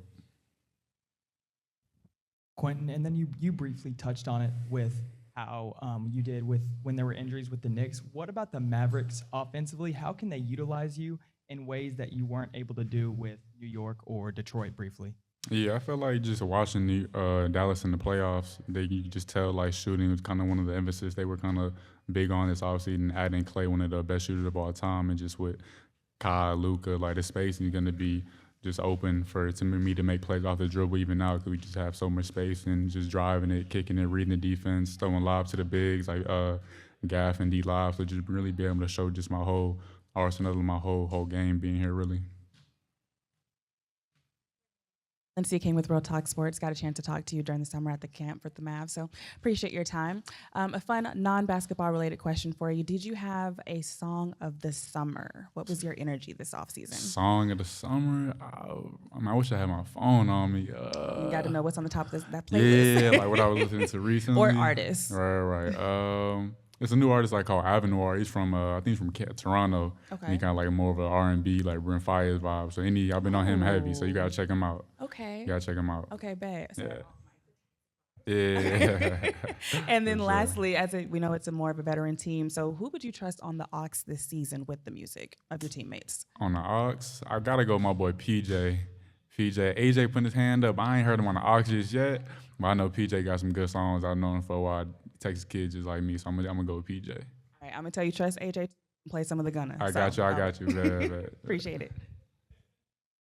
All right, Quentin, Chris Henderson, chendo.com. So this is a two-part question. For the fans that don't know this, you have a brother that plays professional hockey. Yeah. And just how's the household with that? Because you're a basketball player, he's a hockey player. How is that? Because I've seen you root for him. I've seen you in the Canucks sweater all the time. And my second question is, for the fans, just for you growing up, who was some of your favorite basketball players? Yeah, first of all, my mom runs the house. She gives my dad a hard time talking about she's the most athletic. She gets all the kids the genes in the family, so she's the one that talks the most trash about it. But having an older brother like that, kind of got me started early about taking the game a lot serious because he's been in the league. I think he's going to like his 15th year in NHL, so he's been in the league a while. So I kind of started changing my diet and taking tips from him around like my 10th, 11th grade year in high school. So having a guy like that just in a family and a whole different sport, but it's still the same aspect as a professional athlete, taking tips nutrition-wise, taking care of your body, stuff like that. It was kind of big for me to have somebody like that I can use as a resource and just call and just trying to just take little tidbits and add to my routine and stuff like that. So that was always a big benefit of having a guy like that in the family. And then favorite players growing up definitely was Kobe. T-Mac when he was in Houston around that time for sure, because T-Mac is still heavily influenced in Houston to this day. T-Mac, D Rose, just had to retire. I had one of my first jerseys was D Rose jersey, so he retiring the other day was kind of like a kind of surreal feeling. Then being able to play with him was even more surreal. So probably those are my three for sure. Quentin, you're able to spend time with your teammates throughout the offseason, specifically in LA. What were your impressions of this team's strengths based on those interactions and those kind of scrimmages? Yeah, I think just the biggest thing is just the camaraderie we have from just being with each other for 5 days. It felt like we've been with this team for 2-3 years, just the way everybody's interacting with each other. We had a whole yacht day. Klay set up the whole yacht day. Was on the boat from like 10 a.m. to 8 p.m. Like, it was crazy. So I just knowing, talking to a few of the guys, like, that's pretty rare for a team to have something like that early, or just in the offseason in general. And then we've been hooping every day. Like, it's just crazy just knowing the camaraderie we already have as a team. I think it's pretty special. And I think that translates to the court, where even if you have like a bad little stretch, you still can come together as a team because you kind of know more about that person versus just him being your teammate. So I feel like that's going to take us a long way, just because it's 82-game season. There's going to be times where like you may win 2 in a row, drop 3 in a row, something like that. But y'all been through way more than that. So I think it's easier when you know you can go into war with somebody that you really know and genuine about it. And you played against a lot of these guys before in the past. Now that you're teammates, has anything surprised you or caught you off guard about them? Not really. Like, what you see, what you get. Luka, Kai, like Klay, don't miss a shot for real. So it's like I'm taking tidbits of everybody's game, watching Klay, how he prepares, the shot preparation, Kai, his handles, how he prepares for the game, just our workouts in general. It's just like it's gonna be really fun for me to study these guys every single day in practice. Hi, Quentin. Dana Larson with Mavs TV. I wondered about the coaches that you've played for in your past in college and in the NBA, how that's prepared you for the emphasis that Jason Kidd will have on the defensive end here. Yeah, I play for nothing but hard-nosed, tough defensive coaches-minded coaches. So I feel like just playing for Coach Sampson, playing for Tibbs, like people who really emphasize defense at the forefront. I feel like that's my motto, just coming in, trying to just stop the other team. And then with J. Kidd, just being able to, whatever he needs from me, guarding for whoever. It can go from Trae Young, Jason Tatum, it doesn't really matter. I'm going to take on that challenge every time I step on the court. I would just really just be a dog, honestly, just coming in and trying to stop anybody, whoever. If they make a tough shot, it's gonna be a tough shot. Like I said, like, it's gonna be something that you worked for. And if you make it, tip your hat to them, try to make it super hard every time you step on the court. Wait, along those lines, how much did you watch, or were you aware of what Dereck brought to this team last year, defensively, the grit and all of that stuff? And how much do you feel like, hey, that's something I can step into? Yeah, he had a phenomenal year for Dallas last year. You could just tell, he looked really comfortable during the whole season, the playoffs. He was great for him the whole time. So just watching a guy like that, you don't want that to be a drop off wherever you go. So you come in. You don't have to change much, because that's who I am, coming in as the type of player, gritty, come in, make the toughness, not going for nothing type of thing like PJ did and stood on business last year. So just come in, just play my game, really. All right, last one for Quentin. Hey, Quentin. Landon Thomas, Mavs Fans for Life. Welcome to Dallas.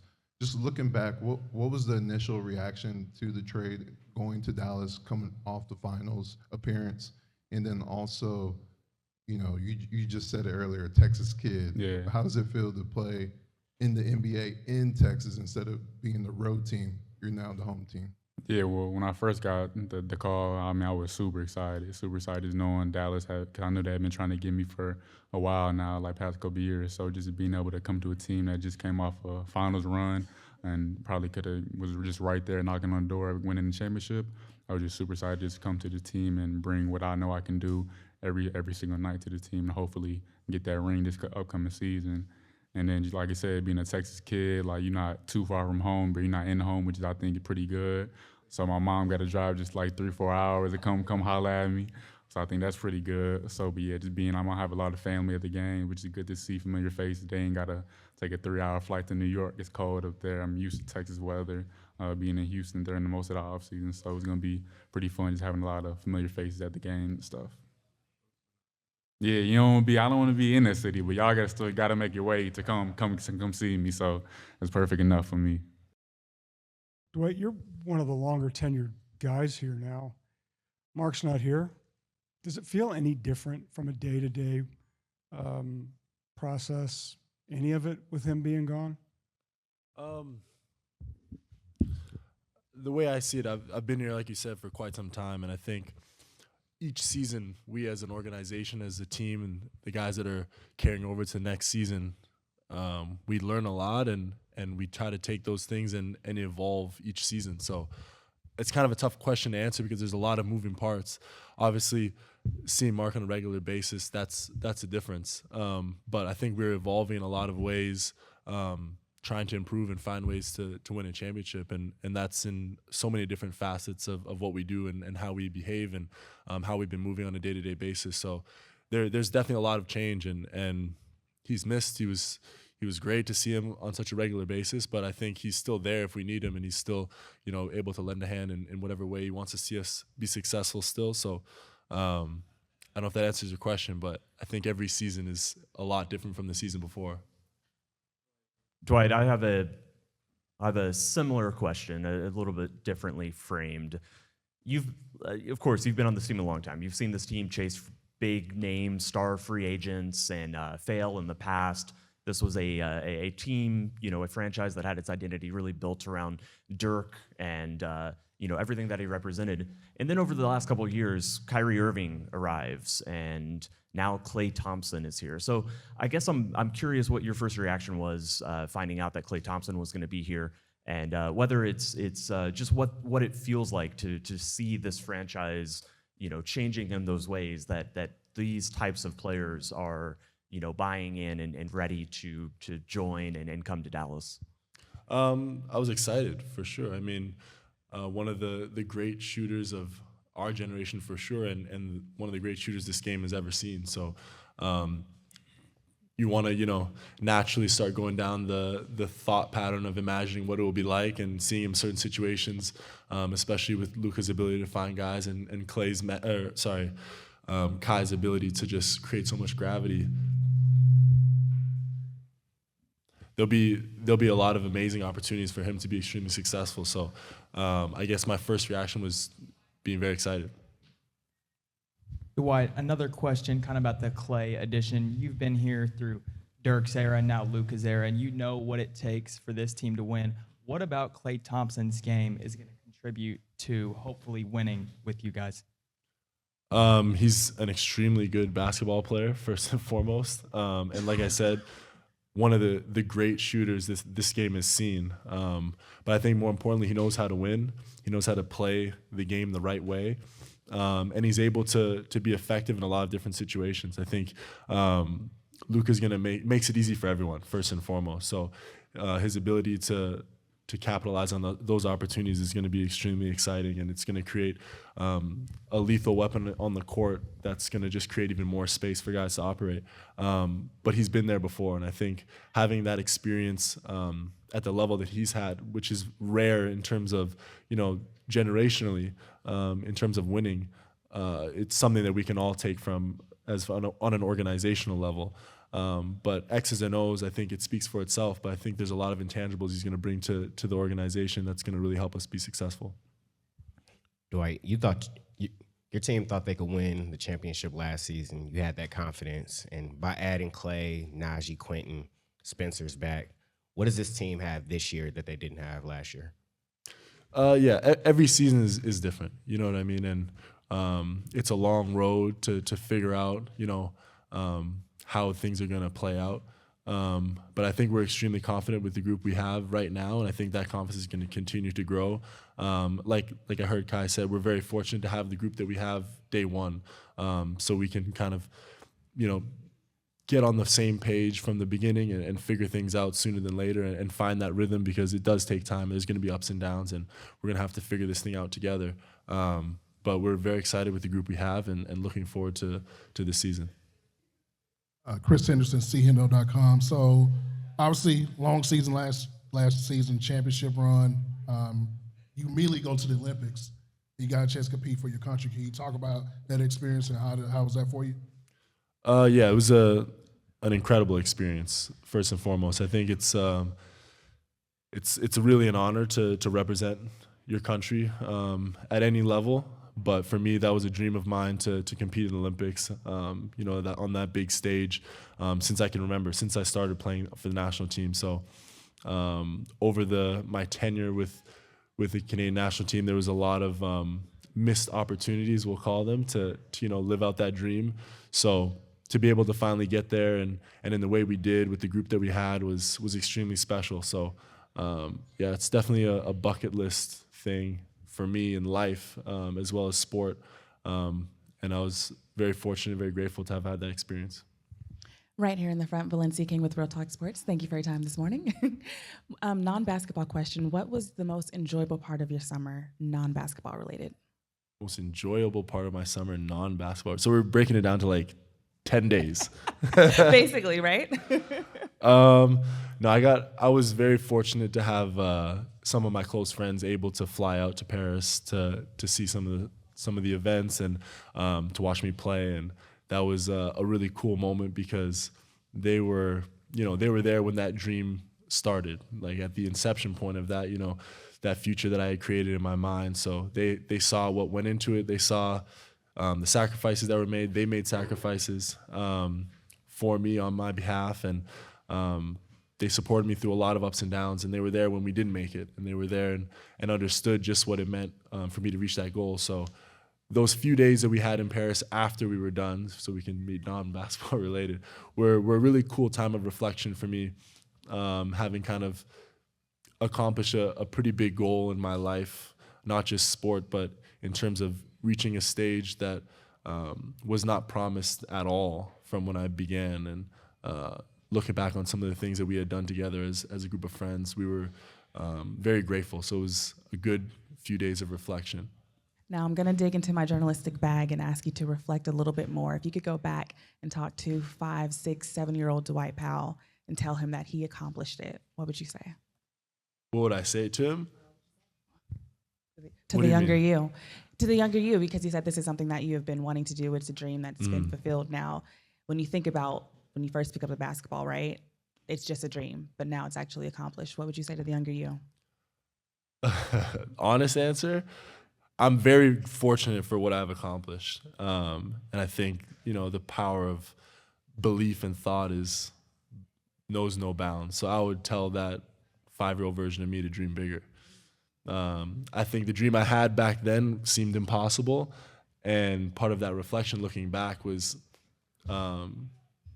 not shock, but it was a really interesting feeling of having accomplished something that I didn't think was possible for a long period of time. Now, obviously, once I got older and made university and played in the NBA, the dream became more clear, and the path showed the work.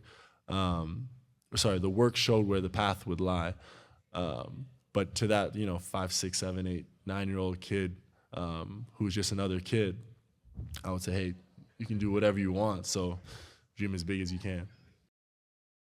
Yeah, Joey Mastretta, Clutch Points. I wanted to ask, was it pretty much always going to be Mavericks, or were you getting offers from other teams? Were you talking to other teams about potentially playing with them this year? Yeah, it's always going to be the Mavs. I was trying to get my brother here, but it was always going to be Mavs. You being a advanced elder statesman on this team. How do you view when you look at after such a strong year last year, Dereck Lively and his trajectory upward?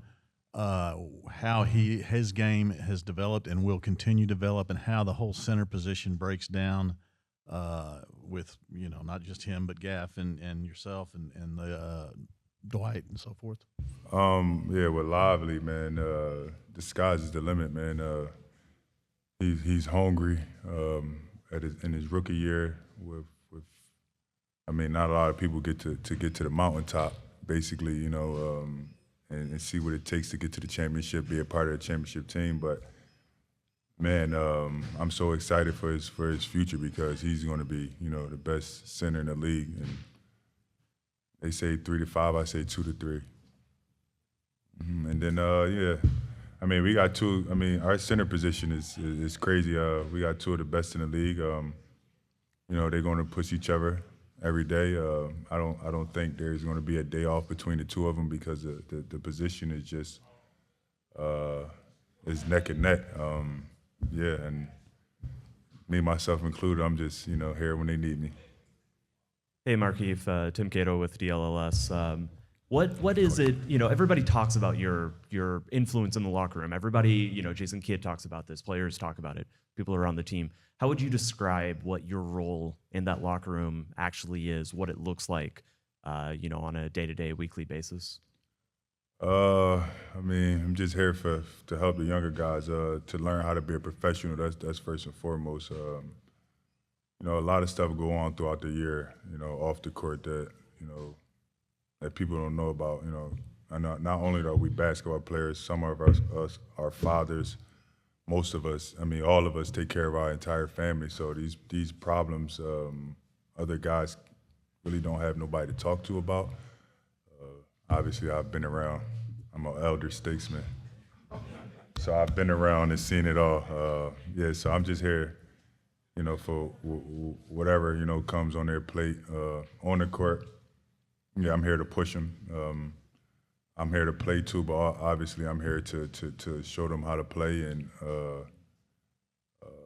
to get them ready to play. We do stay ready, and coming back from injury, you gotta see me. That's my game. So whenever a guy's trying to get into rhythm or trying to get back from injury, I'm usually there to help them get back. Dana Larson here with Mavs TV over on this side. Hi. Can you talk a little bit about Kyrie and your relationship with him? And also, last year he came in, he said he was really prioritizing his leadership role on this team and wanted to go about it in a different way. Can you talk about what you've seen and heard from him that has made him such a good teammate? Yeah, Kai's he's a great dude, man. He's not all about basketball, so that's the best thing about him. He wants to, help people grow in life also. Me and him have had a ton of conversation, real life conversation, so I consider him as a brother. Being a leader, it's all about getting out of his comfort zone, and I told him that.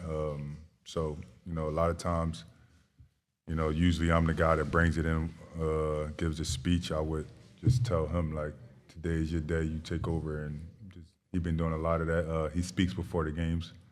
So the team get to hear his voice and piggyback off that. Right here in the front, Valencia King, Real Talk Sports. Thank you for your time today. You mentioned a lot of the guys being fathers and everything of that nature. This wasn't your first off season by far, but what was the most enjoyable part of your off season, non-basketball related? Just being with my babies. This has been last year was a long season. Honestly, I feel like we never stopped last season. Yeah, just being with my babies. Taking trips with them, just full dad mode. See, this smooth you see during season is not the smooth you see out of season. I'm taking my kids to school. We got all these activities. I'm not even the same person. Cut the hair, cut all this off. I'm full-time dad. And then lastly, quick rematch, rock, paper, scissors. Let's get it. Let's get it. Just one. Just Ready? one. Rock, paper, scissors. No, wait, rock, paper, scissors, shoot. Yeah. Rock, paper, scissors, shoot. Yeah, you knew you was going back to scissors. All right, we got one last one for Hell Keith yeah. right here. Hell yeah. You mentioned that it was always going to be the Mavs. Can you be more specific about why you want to be part of this organization? I feel like for one of the first times in my career, I'm accepted for me.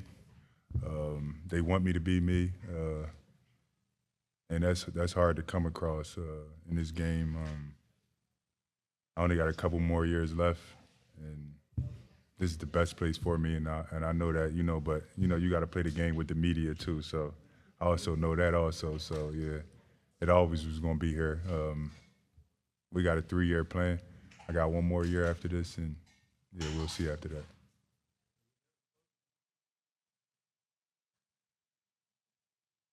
Yes and no. It's always close until it's time to sign, and then that's when the distance come in. All right, Omax, Chris Henderson, CNO.com. So we got to talk about it.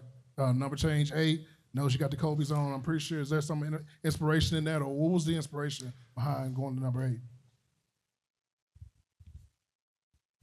All right, so for number 8, so number 8 is a family number. I grew up wearing number 8 my whole life. All the sports I played, basketball. And it comes from my mom. My mom wore it in college, and she wore it because for her it meant it symbolized like infinity. So she really liked that. And then I was like, I got the opportunity to get it back this year. I'm like, I got to go back to my number 8. And obviously, big Kobe fan growing up, so it comes from there too. So I'm so glad. I mean, every time I wear number 8, I feel like myself. So it's good. I'm glad to be back in it.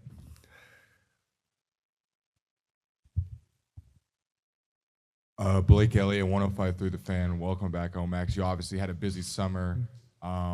Has Coach Kidd or any of the coaching staff talked to you about what they want your role to be on this team moving forward? Obviously, you kind of had the keys to the team this summer. Do you expect to have a bigger role this upcoming season?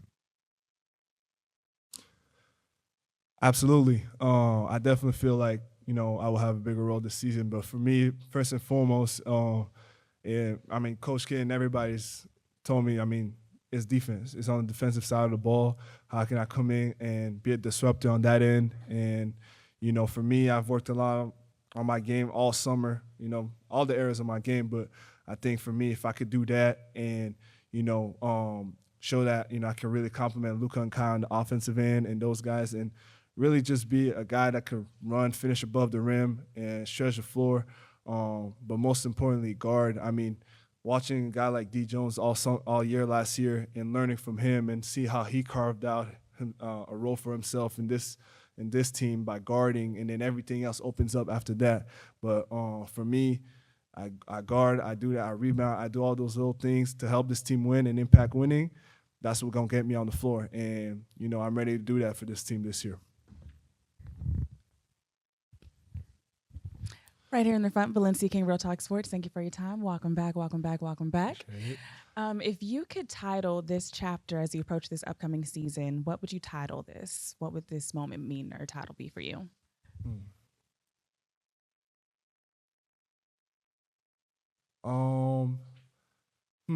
Title this chapter like year 2. I would just say,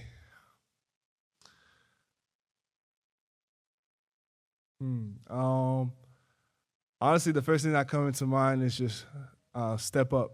Just step up. I learned a lot from this past year. Grown a lot, have all kinds of experiences from not playing, G League, all that stuff.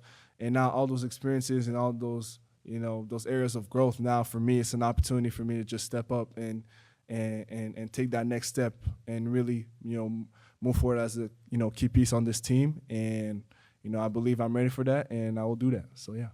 And I've been asking a few of your teammates this, so I'll ask you as well. What was the most enjoyable part of your summer outside of basketball? Yeah. The most enjoyable part of my summer, I would say, was going back. There's 2 parts. First one was supporting my sister in the Olympics, going out to France and watch her, represent the country.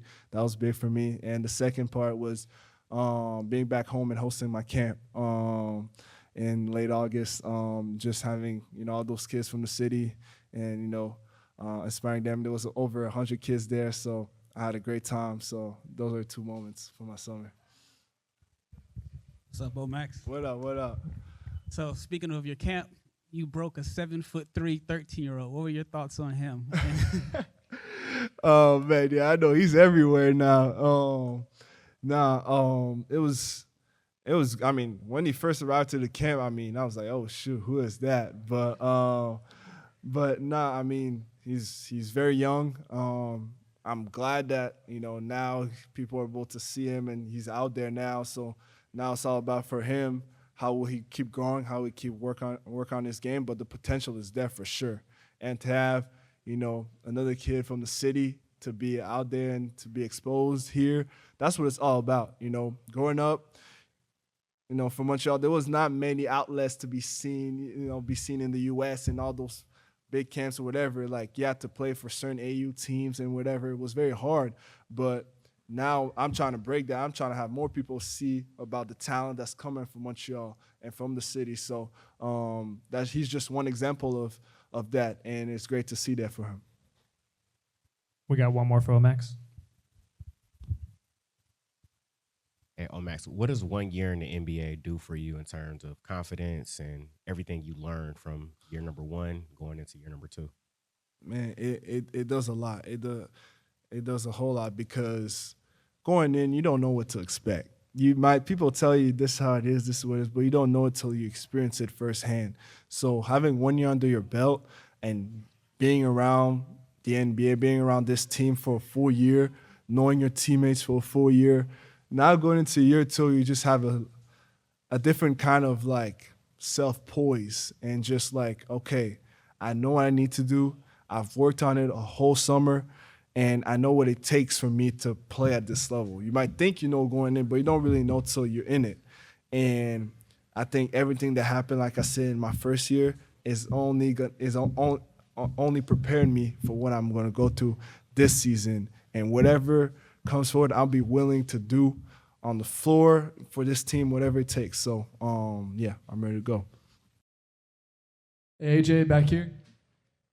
What's Joey good? Mistretta with Clutch Points. I wanted to ask, how does playing in Summer League this past season, or this past summer, how do you think that'll help you moving forward into the season?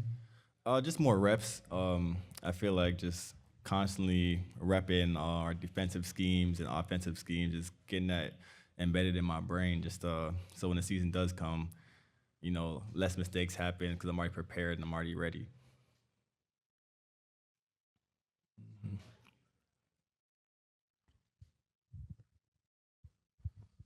Hey, AJ. What's up? Where do you feel like you've taken the biggest strides over the offseason? What do you emphasize working on the most?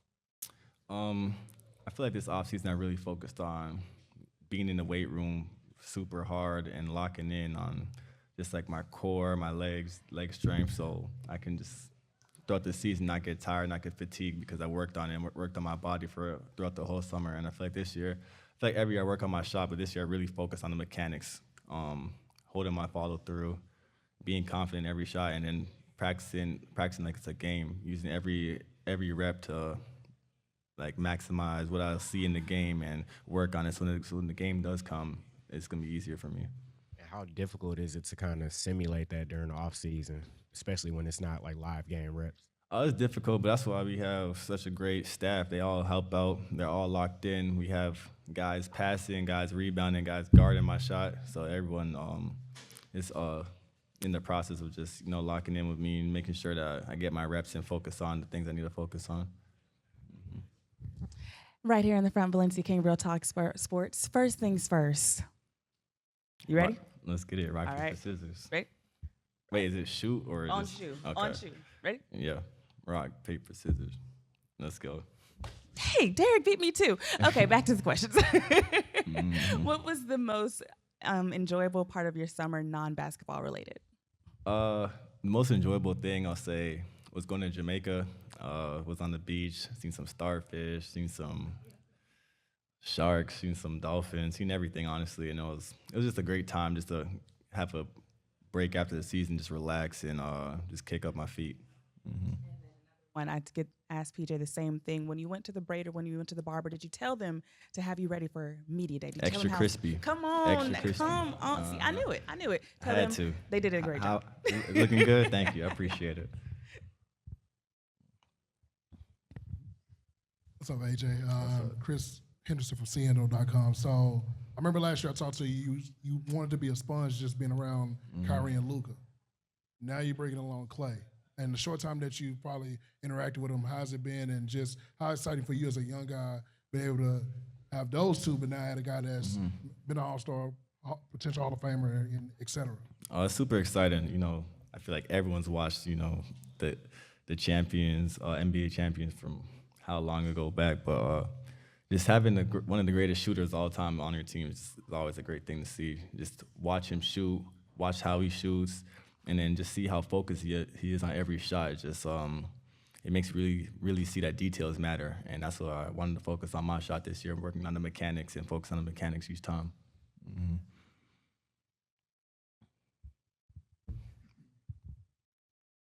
Hey, AJ, Lane and Thomas, Mavs Fans for Life.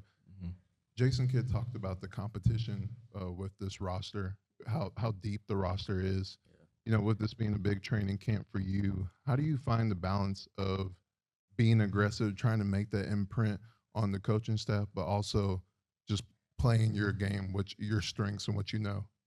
I feel like that comes with a little experience. I feel like if it's my first year, I'll probably be a little bit more nervous, but right now I'm on year 3, and I feel like I just gotta be myself, because they already know who I am, know what I can do. So just be myself, be aggressive, know when to be aggressive, and then just compete and be a competitor that I am. I feel like I'll do fine. 2 quick questions for you. Dorothy Gentry with iMessenger Media. The first question is, you seem to be very jovial and have a fun personality. Kind of, what is the onuses of that? You know, the genesis of that? Just me. Just wake up every day with a smile. I just try to be that positive, impactful person every day. I feel like I probably get it from my dad. My dad's like a playful, goofy person. I feel like I probably got it from him. Yeah. Current state of mind as you prepare for this season and going ahead and making an impact? My current state of mind is just staying ready, because just like an NBA season, you never know when you're going to get thrown in the fire. So right now I just want to stay ready, because I already know I worked on my game. I already know I've been preparing for this for how long now, just staying ready, because I know my time going to come. Good morning. How are you?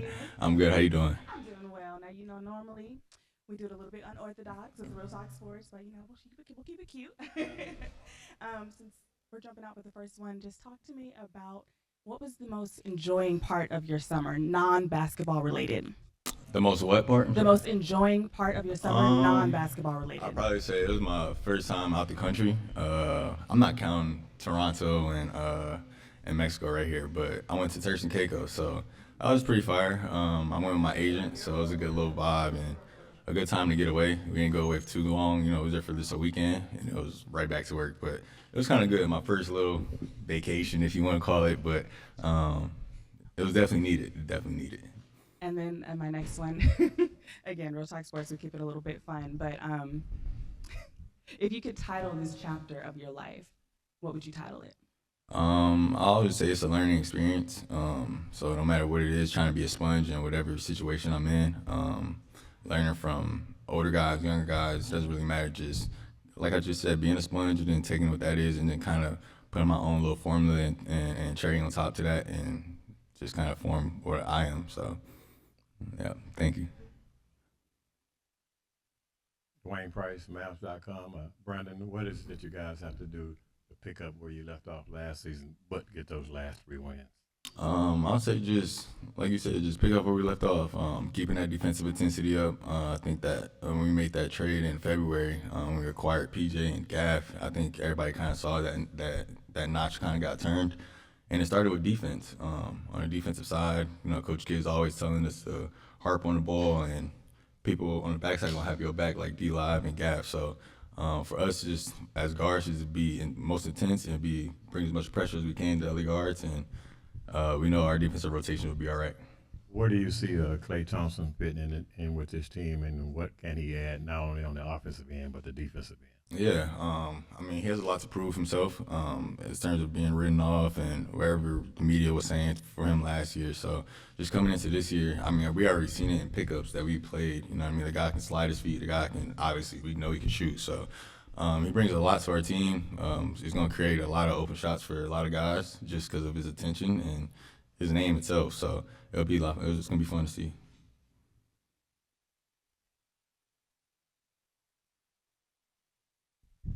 Hey, I'm just curious how you would evaluate or classify Jason's style in his coaching style. It's different than I'm used to. I was with Portland, so I'm used to Chauncey a little bit. But I mean, they're point guards, Hall of Fame point guards. So the way they think the game is at a high level. Like I said earlier, just being a sponge of it, I'll be not that wise to not take something from him. So just coming in every day and just. I know he uses the word mental warfare all the time, so just coming in and just learning from him as much as I can. Welcome, Kessler. Blake Elliott, 105.3 The Fan. Just what's your first impressions of the team, kind of being around them? A lot of players have talked about the camaraderie and kind of what your first impressions are. Yeah, that would definitely be my first impression. I can see why they did what they did last year. It seems like all the guys are close. I think starting with, the Kyries and the Lukas, and then just welcoming Klay in, and then even guys like me. So that's definitely my first impression, just the chemistry everybody has.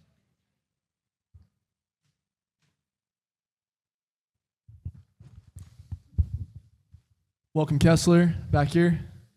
Joey Mistretta with Clutch Points. What do you say you can bring to this team, whether it's this season or down the road? I think I just bring length, some versatility, definitely my three-point shooting, and just some defense, what I bring to the team, yeah. Right here in the front, Valencia King with Real Talk Sports. Appreciate your time. Outside of basketball, what's something that the Mavs fans can learn about you? Are you a gamer? Are you into music? What's a fun fact about you? Yeah, both of those. Not too much. Listen to a lot of music, play some video games. Nothing too crazy. Like to explore the city a little bit. So, Off season, what was the most enjoyable part for you outside of basketball? Probably just getting to spend time with friends back home, and then honestly getting to hang out with some of the guys in LA too. Yeah. Mike Curtis, Dallas Morning News. What have the conversations with Nico and Jason been like as far as your potential as a player in this league? I think we're all excited and just can't wait to see me play in a Mavericks uniform. Like I said, just the shooting and the defense that I bring. I think both parties are excited to see what that looks like with this team.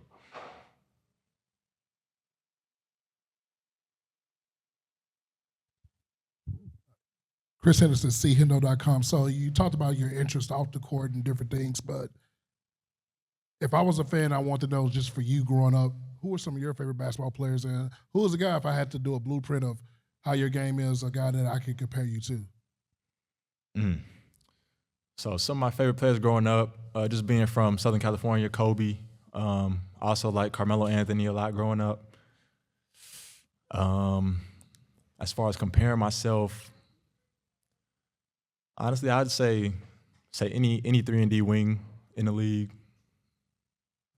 Yeah, that's probably what I'd say right now.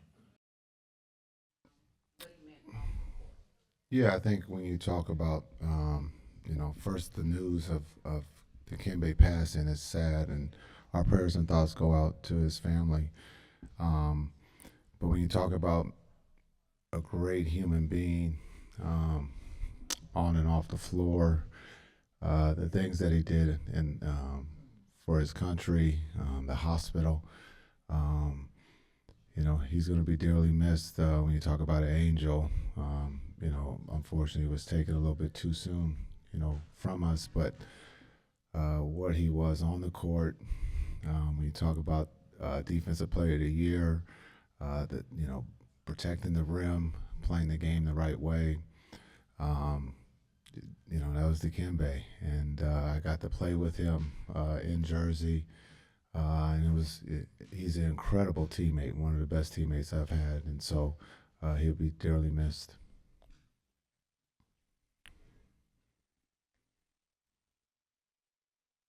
If you have a question, raise your hand. We'll bring the mic. Hi, Jason. you've been through the experience as a player going to the finals and obviously winning it, but also going to the finals and coming up short. I wonder how you can maybe use that experience to help your players navigate the follow-up to the kind of season they had last year. Yeah, I think when you talk about, last season, it was last season. This is a different team. Understanding that we have to be hungry. We haven't done anything. We came in second, but we did do a lot of positive things. So to learn from, and if we are lucky enough to be in that same situation, we can use that experience to win a championship. The expectations are extremely high, and I think everyone's comfortable with that. We're not going to run from the expectations. We're going to work, and in that locker room, the expectation is to win a championship. And hopefully we're lucky enough to be put in that situation. The league is as good as it's ever been. When you talk about the Western Conference, it's depth. The Eastern Conference, there's no nights off. And so, each game is going to mean something. You look at the start of the season, you look at the in-season tournament. There's a lot to be played for early on. And so with what Nico and Patrick have done with the depth of our team, to be able to go out and get the pieces, young and older, it hopefully puts us in a position to be one of the teams that can come out of the West.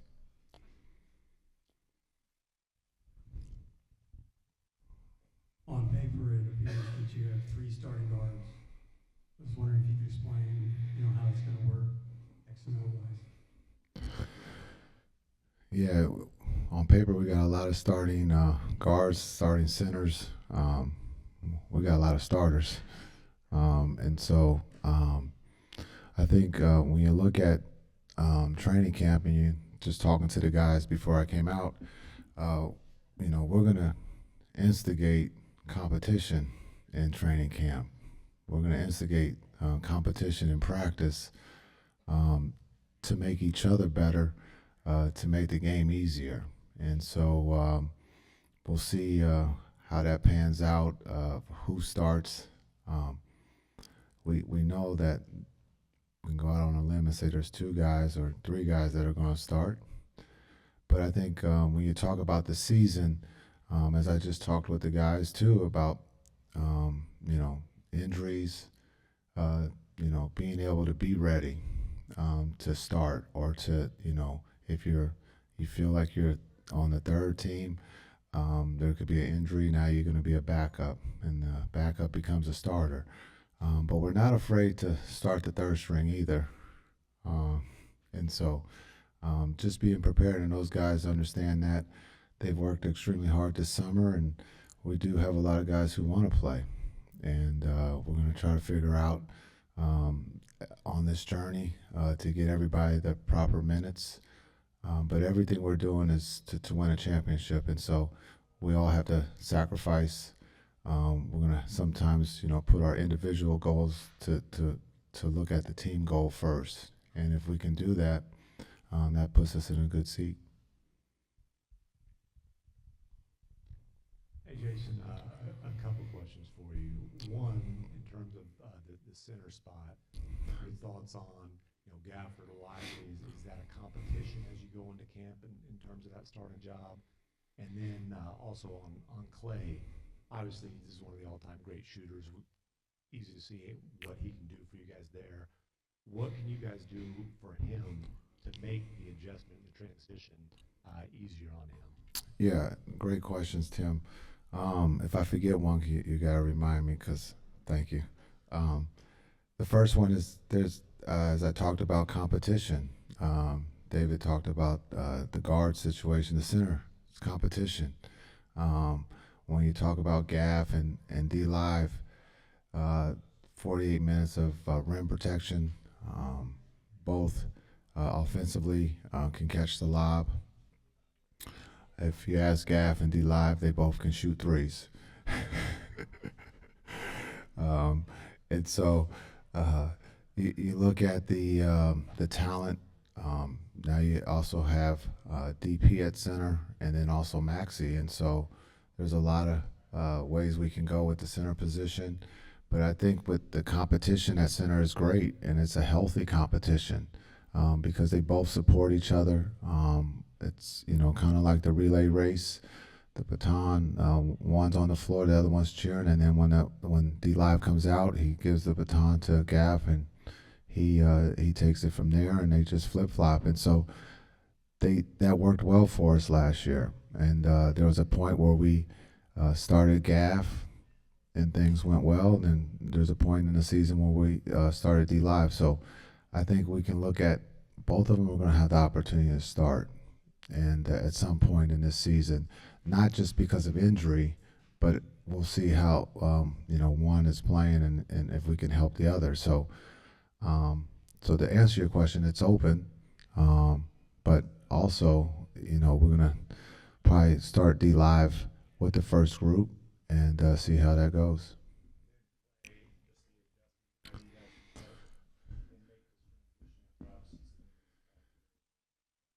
Yeah, I think we're going to go back and look at what we did with some of the guys that we've had in the past to try to get their feet on the ground. The sooner the better. When you talk about Kai and different guys that we've had in a trade, we can look at PJ and Gaff.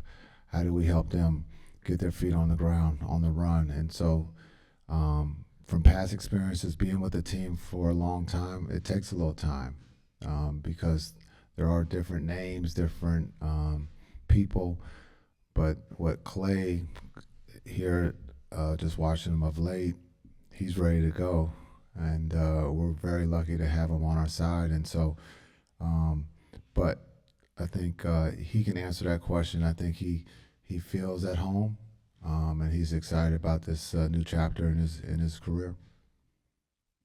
Hey, Jason, I'm curious when.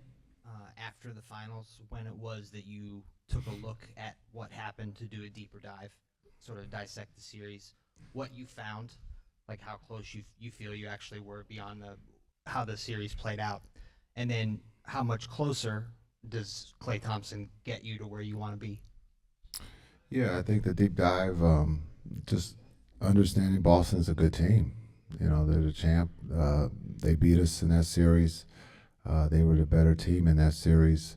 And so, but when you look at, the things that we could have done differently, our offense, if we could have shot the ball better, maybe that gives us a better chance. If we could have bottled up game 4 and made that game 3, and it goes back 2-2, back to Boston, is it a different series? So the what ifs, yes, you look at, but also you got to push forward because you can always second guess yourself, but you can learn from that situation as players and coaches, and we all did. And so that to have Klay can shoot the ball. Every time he lets it go, it looks like it's going in. And if he does miss one, it just adds to the percentage of will he make the next one. And I think we haven't had that here for a while. We've had shooters, but we haven't had a Jason Terry or Klay Thompson. This is rare air when you talk about Klay. He's going to go down as one of the best shooters of all time, and so to have him on our side, it just makes the game offensively easier. Spacing is a big thing in this league, and he creates that gravity. Gaff and D Live and the guys setting screens for him will definitely get him a Christmas gift, hopefully, because the game will become easier for them. And so when you look at teams that can make the game easy, Boston, ourselves, those are the ones that can win championships. Jason, you've made 2 deep playoff runs with a couple of pretty dramatically different teams since you've been here, and the talent acquisition points along the way. You've always said, you got to accumulate talent, and the team's always going to be different. So here you are again, getting ready with another major change, and how does that mentality help you, and just sort of understanding that the team's going to be different, pretty kind of a constant churn sort of thing. Yeah, I think it is different, but the core has kind of been together here for a little bit, and so being consistent in that area. But it's exciting. This is probably one of the most exciting training camps that I've been a part of, except probably in Brooklyn, when you had the Hall of Famers that I had the opportunity to coach. I'm pretty much back in that same seat when you talk about future Hall of Famers with Kai, Klay, and Luka. And so to be able to have this opportunity offensively, our goals should be high. Now, there's going to be nights where we can't throw it in the ocean, but can we play defense that night? And then that's going to be the challenge for this group. As we saw last year, we struggled at the beginning with defense, and then we kind of figured it out after All-Star break, and we started to play it at a high level and understood that defense is what wins games. And so hopefully we can find that in Vegas, our defense early, and be able to build from there. But this is a different group, and so it's going to take time for chemistry. It's going to take a little time to understand what we can truly do. So hopefully we're patient publicly, but we're excited. We're healthy, and we're excited about camp. Kind of looking at camp last year in Abu Dhabi and Madrid was a great time for the group to start that chemistry and understand each other. And you saw that when we came back. No one asked about Kai and Luka. Now it'll just be about Klay. And so that's kind of cool that it's just about one person. So, but we do have some other guys that I think are going to have a major impact on this group when you talk about Naji and Grimes. And so those are the two newcomers, but there's a gentleman that's been here for a little bit, and Hardy, he's been patiently waiting. And so he's going to get his opportunity too. So it is different. This is different than last year, and but it should be fun, and it will be fun. Jason, last season Derrick Jones served a role for you guys where he would guard down, he would take point guards and quicker guards.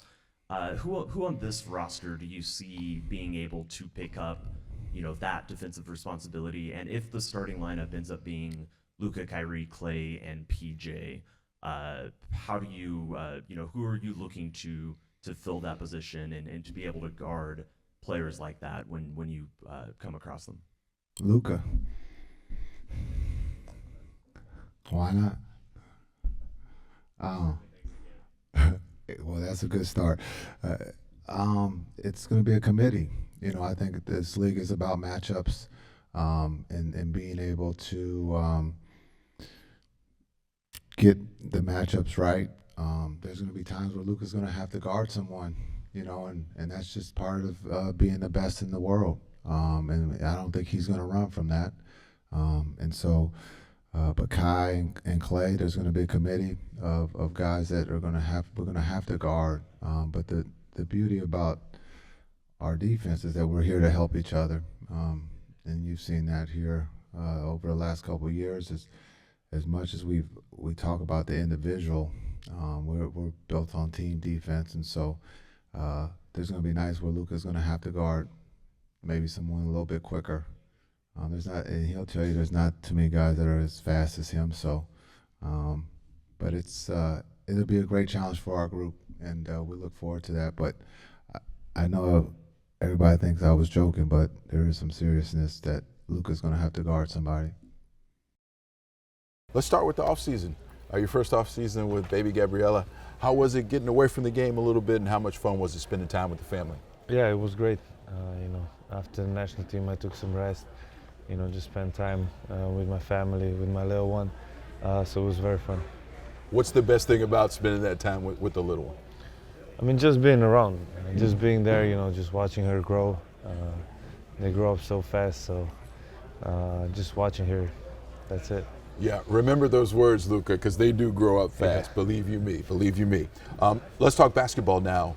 You guys got on that hot stretch near the end of last season. It carried over into the playoffs. Y'all found something When you look back on the season, what do you think you guys found, and how do you run it back? Just obviously first look at the last season, how we played, especially in the second half of the season and in the playoffs. Obviously we didn't win it, so it wasn't good enough. But just watch that season, the chemistry we had. And then we added some great pieces to our team, so I'm very happy that we did. What excites you most about having Klay Thompson join this group? I mean, just the kind of player he is. He's won 4 championships. He knows what it takes to win, and obviously he can shoot the ball very good. So I'm really excited to be on to play with him. I see the smile on your face already, right? It's more assists for Luka. You know it's coming already. You talked about the fact that he knows how to win a championship because he's done it. Obviously, Kyrie has done it. This entire team now has been close. Can you tell me about that experience and what it means to you and your teammates as you try and get it done this season? Yeah, it was a good experience, not the best one, but we should use this as motivation. We know how hard it is to even get to the finals.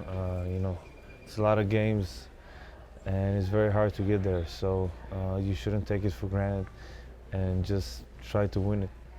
From the outside looking in, it felt as though the chemistry of this team really came together late in the season and into the playoffs. Is that a fair assessment, and how did that help you guys be at your best? Yeah, definitely. That's 100% true, and that helps a lot. When something don't go right, we have that good of a chemistry to make it work. So that's a big thing for us. Training camp, what you guys are about to start. What's the most important part? Listen, I know that it's a lot of basketball, it's long, but you guys are working on your craft and trying to figure each other out. As you add that extra piece in Klay Thompson, how important is this time right in front of you? I mean, it's very important. I remember 2 seasons ago when me and Kai, we just started playing together, and it wasn't the best thing, and then in the training camp we get to know each other, and it was way easier to play together, as for him, as for me. So this start is very important for us, I think, and the chemistry too, to build up the chemistry. You're a veteran now. Yeah. And there's a lot of people who look at you for a lot of things. How do you balance the pressure that comes with that? Because there's so much expectation for Luka Doncic. I mean, like I said, somebody asked me before that, if people expect something from you, that means you did something good. Expectations are good because people know that you can do it.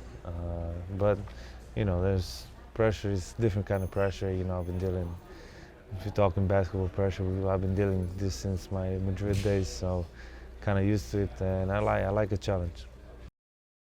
Let's start with the importance of spending the time it takes to revitalize yourself for the grind, because the grind is coming. What are some of the things that you, as a veteran player in this league, make sure that you've done to get ready?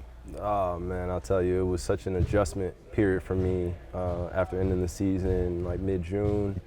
I wish we'd have kept going and won that thing, but sometimes life will throw you some lessons that you got to be able to maneuver around. So I felt like that was one of them, especially in terms of my craft. But outside of basketball, I was learning how to vacation again, learning how to rest and recover and be able to travel with my family.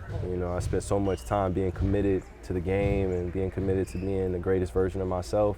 I had to be able to spend some valuable time with them. So it's definitely important, especially at my age, to help my family become more aware of different things I got to do to help balance being in season and then being out of season, but also most importantly having fun and being able to be a student of life, being a greater father, greater brother, greater son. So yeah, it's important to get rest all around the board. I'm looking forward to asking you these particular questions because I know how reflective you are and how much you are a student of the game. You guys found something late last season, and it obviously carried over into the playoffs. Upon your reflection, what did you find, and how do you try and run it back?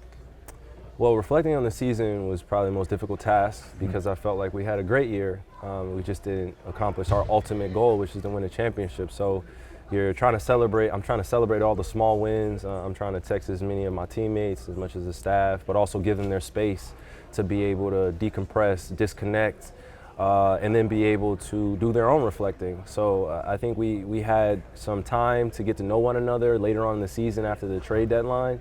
We had some new pieces come in.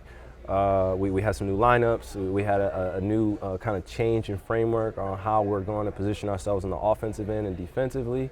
So yeah, it was a lot of new things that were coming to us, and I felt like our group really were receptive to everything Coach was saying, everything our GM was saying, and just giving that belief. You know, there weren't a lot of people that believed that we could be in the final start of last year, right? When we started here last time with Media Day, there wasn't a lot of people picking us. We were middle of the pack, which rightfully so. We hadn't proven anything, and it's still the same attitude this season. We haven't proven anything until we play, but we know where we pretty much stack up in terms of the best teams in the world, and we want to be right there at between one and nothing else. Right. And in order to do that, you got to be able to learn from the lessons, the hardships, the difficulties, the barriers that we went through with the team that we started with, and then also the team we ended with. And now that we're adding new pieces, I feel like our responsibility, our accountability has grown, and we're able to talk to each other a little bit more fluidly because we know some of the guys that are returning. We have a pretty strong core group that's returning, so feel confident. From listening to you talk about that, it sounds as though from a chemistry standpoint, you guys did the tough work of digging in and finding out more about each other. Yeah. And then being able to enact that and bring it to the basketball court to help you guys. I agree with that. How does that further your ability to be at your best as a team? This year, yeah, it feels like we have taken some pressure off one another because of the added pieces. You know, we have guys that have championship experience. I'm not the only one in the locker room per se that's lost at the highest level and won at the highest level. So I know what it's like to lose. I know what it feels like, but I also know what it's like to win and how tough it is. So just managing our realistic expectations and then also being very direct with what we want to accomplish and how we want to accomplish and what we need from each other every single day in order to achieve that. So it's not an easy task, but I know that we're capable of doing it because we have put in that day-to-day grinding work of getting to know one another and also being the underdog, sort of say, or being, you know, the team that's not necessarily picked to win a series, and or a team that loses the first game of a series, and now you're going back and you're trying to figure it out because no one else on the team has lost, you know, probably a first game or a game 2 or a game 3 or a game 4 or has never been down in a series, right? Like, so all of these experiences are good for us to continue to grow as men and our whole entire staff and organization to grow as a cultural group that's going to be here for a while in this era that's coming up. They're giving me a wrap, so quickly, it's you, it's Luka, it's Kyrie, and a bunch of really good players around you guys. When you think about the ceiling for this club, what will it take from all of you to get there? That's an interesting question because all the pieces have to mesh incredibly well. And like you said, and what you previously stated, just the chemistry and what it took to develop it, that doesn't just happen day one, and or it doesn't happen often on day one. So if we're able to come into camp and find it around day 12, 13, or even day 50, right? I'm happy because the important thing for us is peaking at the right time. We want to be healthy mentally, spiritually, emotionally, physically going into the postseason, but in order to get into the postseason, you have to earn your way there. So we have to take every day as a gift and something that we can continue to grow and continue to just develop more nuances of how do we get to know each other when we're in the heat of the battle. I mean, of course we're going against the good teams, but the great teams, they have a cohesion, they have a chemistry that's built, they have a culture, and they have a trust and a love for competing at the high level. So we're developing that, and I feel like we're there. We just have to continue to show that consistently. Klay, let's talk about why Dallas was the right fit for you at this point in your career. The chance to win, that was very appealing to me. Style of play, you know, seeing what Luka and Kyrie can do with the ball and the pieces we have surrounding them just seems like the ingredients for a championship. So that's why I'm here, is because the chance to win and try and elevate this franchise as best I can and just be a leader. You led me to my next question, because when it comes to elevating this team, it's on the court and it's off the court as well. Kyrie has championship experience. You obviously have a ton of championship experience. How do you want to help elevate this team by imparting some of the wisdom that you've gained along the years? That's a great question. I mean, it starts with being a great veteran and realizing how much young talent we have. You know, Dereck, Daniel, PJ, Naji. I mean, I can go down the list. We have so many great complementary pieces that you need to win a championship. And that's what I've learned throughout my career is you'll have your superstars grab the headlines, but just like in 2011 when Dallas won, that team was deep. Yes. And they had incredibly talented players throughout the whole roster. And I feel the same vibe with this team. And I just want to reiterate that when I'm around the guys, like, that's the beauty of winning a championship. It really feels like everyone contributes, and that's a lifelong bond that is forever because of the sacrifice we'll make. So I'm just gonna try and use my voice as best as I can and try and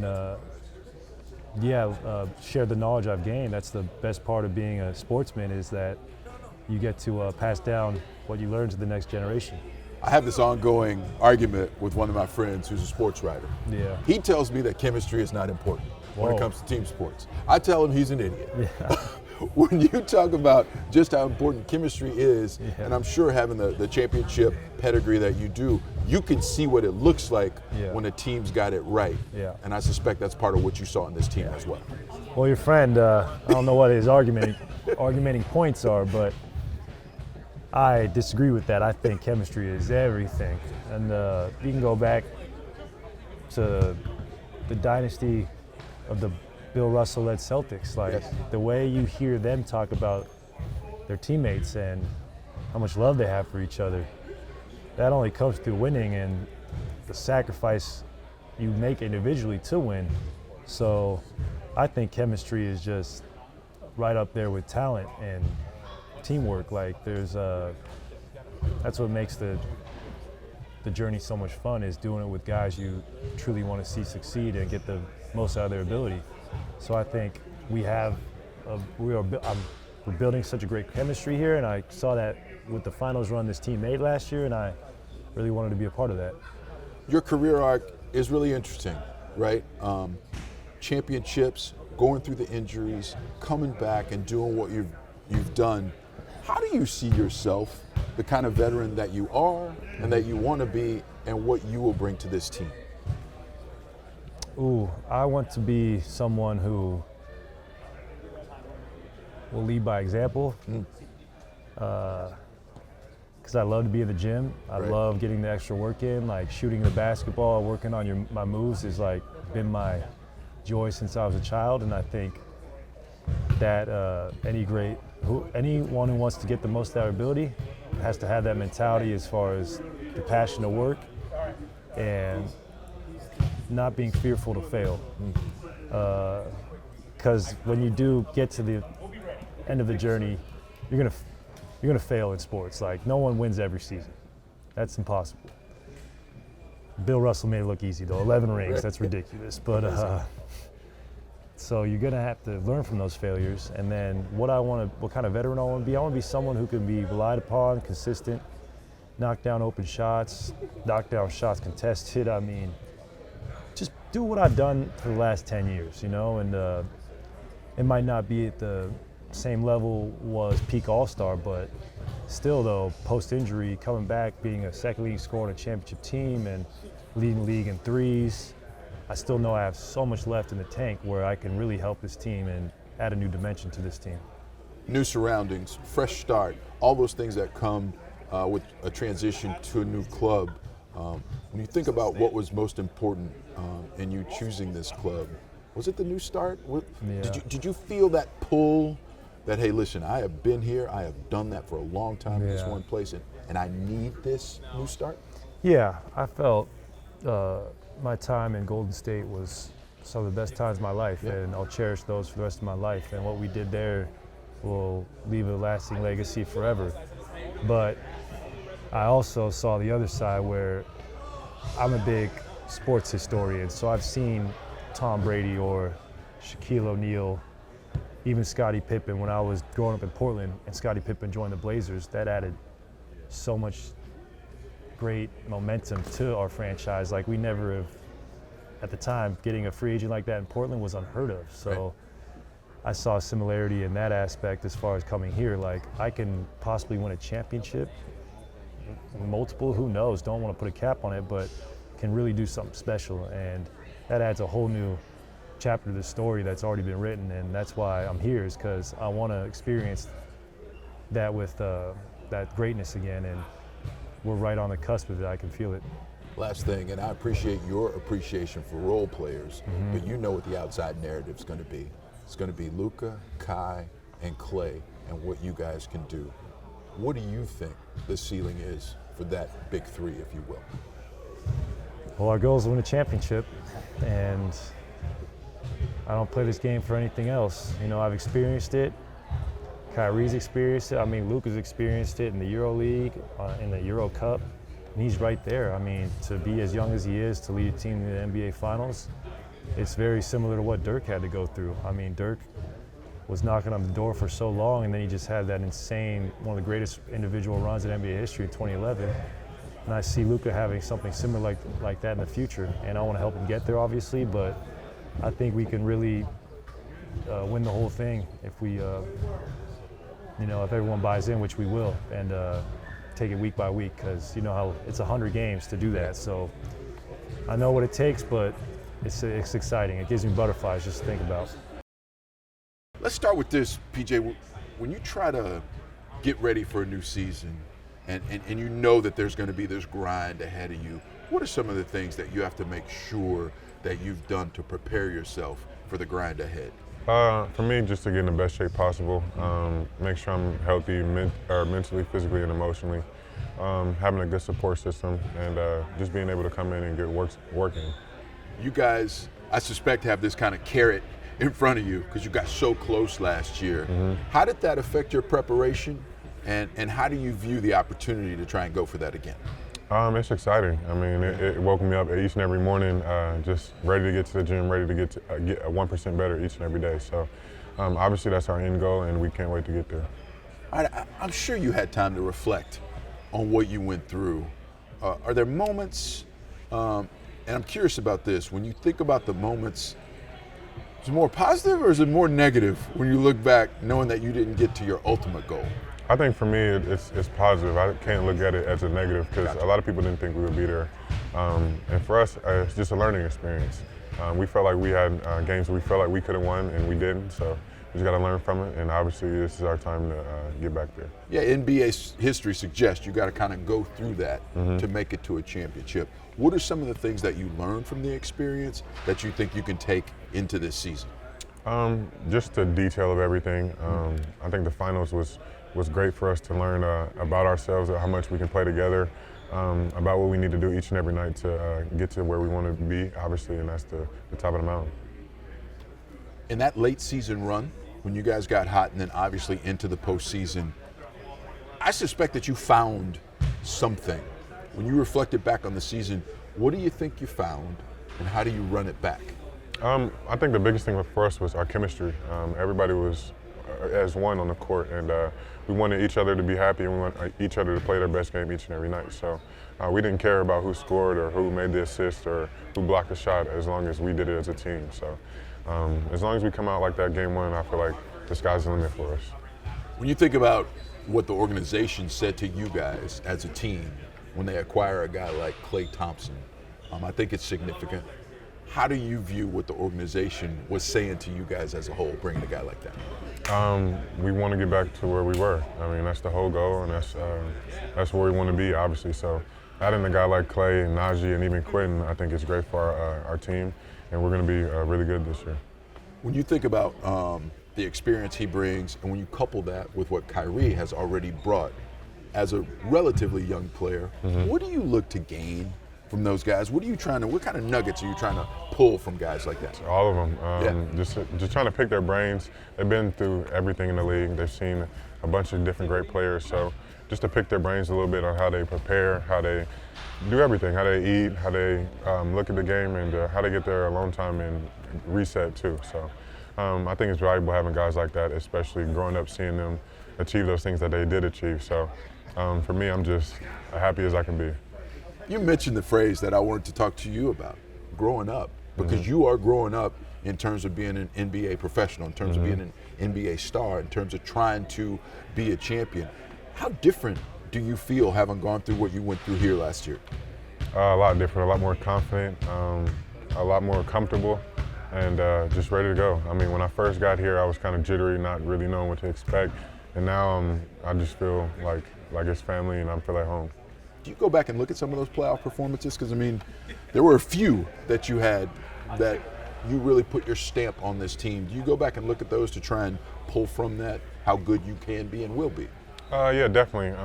Just in my mentality, I think is the biggest thing for me. Just being able to come out aggressive each and every night, no matter the situation, and just doing whatever I can to help my team win. That's my biggest thing for me, and that's what Coach wants me to do as well. Daniel, let's start with what you do now to try and prepare yourself for the grind that you know is coming. How do you do it? Pretty much just everyday repetition. If we're being honest, just come in, get my work in, lift a lot of weights, shoot a lot of basketballs. Because, best preparation is with repetition. And I just come in and I focus on just, what I want to be better at, honestly, and then what I can also do better at an elite level too. I'm good at stuff, but I want to, be elite to where I can just come out and just make an impact for the team. Yeah, you led me to my next question, right? Because I suspect that there's a carrot out there. Having tasted what you guys tasted last season, how does that make you approach this season to try and take that next final step? Of course, it puts our head on our shoulders. We come in level-headed. We've been in that position. Now we're just trying to get back to that. So now we have the poise, we have the composure that can help us take the steps in the right direction down the path of success. It might be some failure, but I'm pretty sure we're prepared for all of that. I do think you're prepared, and a lot of it had to do with the way you guys put together that run near the end of the season and obviously into the playoffs. Yeah. I suspect you guys found something. Yeah. After you've reflected, what did you find, and how do you make sure you keep it? We just found a different level of chemistry. Everybody was dialed in. Everybody kind of invested themselves into just winning. Just having that mindset to come out and just, give it all out there on the floor. Give 110%, no matter the outcome, no matter what goes on. If your man scores, you're not going to hold somebody to 0 points, if we're being honest. So just coming out, just knowing that if you want to succeed, you're going to have to fail just a tad bit. Just to get to the point, just to get to the position of just where we were last year. It was a decent amount of just, mental lapses that we had went through. But as a team, we came together and we figured it out. No, you're right. And NBA history certainly agrees with that, right? You got to go through some of those growing pains to get to that ultimate goal. That's a fact. When you think about trying to get there, man, y'all got another big piece in Klay Thompson. What have you found out about getting to know Klay a little bit so far, and what do you think he can bring to the team? Main thing is he can shoot the ball. Yeah. Really, just, but other than that, just a different type of, leadership, adding on with just, Kyrie, the championship, I would say mindset that he brings to the team, because he's been in a position to where he's won it, he's gotten close, or, so on and so forth, and just kind of like bringing that next level of just the mindset that we always talk about to the team. And just, some type of just maturity around the team that just helps us, kind of like piggyback off of the atmosphere and the vibe that he brings to us, As a player who's still trying to reach their optimum level, what are some of those little nuggets and things that you're looking for from a player like Klay Thompson? And I'm sure you went through the same thing with Kyrie as well. Just picking their brain, just getting as much advice as I possibly can. They've been in the battles, they've been in the wars. I remember most of the time I've watched both of them playing against each other in the battles and the wars. So it's just, finding ways to just kind of get on that same level. I want to, be one of the best in this league, and to be able to do that, you got to ask questions and learn from those questions. If you learn something or if you don't, and just having patience, honestly. When you think about what the organization said to you guys as a team, acquiring a piece like Klay Thompson, what does that mean to you guys? It means a lot, because it gives us just another piece that we need to be able to make that next step to get back to where we were last year. I'm curious the takeaways from getting where you got, knowing that you were close, but knowing that there is still more that you can and have to do to win the championship. When all was said and done, what did you take away from it? Just, you always gotta have something left over in the tank. And me personally, I felt that I took a step back when it came to just, the physicality and everything whenever we were in the finals. And just to kind of, reiterate what I went through. I always go back and I watch and I learn from just, the mistakes that I made, what I did good, and I try to be able to kind of like implement that to the pickup games or to practice, something that can just help me be better on a day-to-day basis to where I can just, like I said, make that impact for the team. I want to be able to come out there and just, be some type of factor on the floor for the other guys that are out there because they're giving 110%, so I want to be able to do the same thing as well. Was there one thing that you really learned that you like, okay, this is what I'm honing in on, that one thing that you pulled from it? Honestly, I just wanted to get my body right. Yeah. I wanted to gain some more. I wanted to gain some more weight, of course, throughout this summer, put a little bit more muscle on just to be able to come out and just, withstand that long stretch of basketball that we play. So just being able to do that this summer was great. And just coming into this season, the mindset is just, be better. Be better than the day before, be better than the play before, all that. How much did you put on?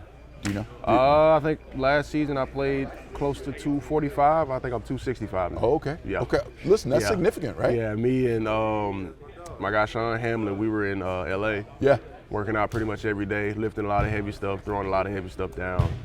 Just pretty much just the mindset was, just obviously just, get bigger, just get better. Have a mindset of just being a little bit more physical and just making sure the body can take care of just all the weight that I'm putting on too.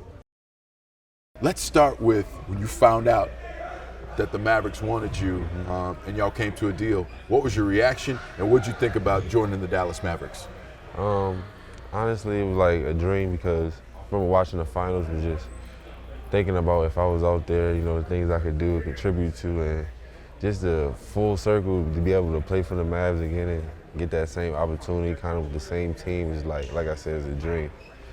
You know that, there are people who look from the outside in at what your game is and what you could do. But I'm curious, how do you describe your game and what you could bring to the Mavericks? It's a dog. Anything that they need, anything they're missing, it's a dog, whatever it takes, man. First of all, I love the dog analogy, yes, first of all, because we need dogs, yes, especially in this sport, in this grind. How do you define a dog? Somebody who's willing to do anything by any means. Somebody who's passionate, plays with their heart, really loves the game. And like I said, just willing to get it by any means. Can you talk about the pieces that are here when you think about a Luka Doncic, a Kyrie Irving, and a Klay Thompson? I mean, that had to get you going as well. Passers, shooters, scorers, facilitators, shot blockers, rebounders, defenders. I mean, you name it, we have it. So like I said, it's a blessing and it's a dream come true. You don't get many opportunities to be on teams this good, and I'm just thankful and ready to take full advantage of it. When you think about the opportunity that exists to try and make a deep playoff run and try and get back where this team was last year, what are some of those key ingredients that people might not see on the court but have to be there in terms of team chemistry and that kind of thing? What are those ingredients as you see it? I think discipline, being consistent, the mentality you have, knowing you want to make it back and not just go but win. And like I said, just being consistent. Yeah, just doing all those three over and over and over and over again. Eventually, time will go by, you just see yourself in a good spot. And, we got enough talent here, to compete with anybody. So once we add that consistency, the discipline, and just keep doing that over and over again, I feel like the sky's the limit. If there's one particular area that you can make your mark on this team, what is that particular area? Defense, for sure. Just being another guy who can hit an open shot, just playing hard. So whatever the team's missing, to be honest, like I said earlier, it doesn't matter what it is, I can do it at a high level, and I want to get the job done. I'm just excited to start. Man, you seem excited. You seem like you're ready to go right now, right? Yes, sir. Yes, sir.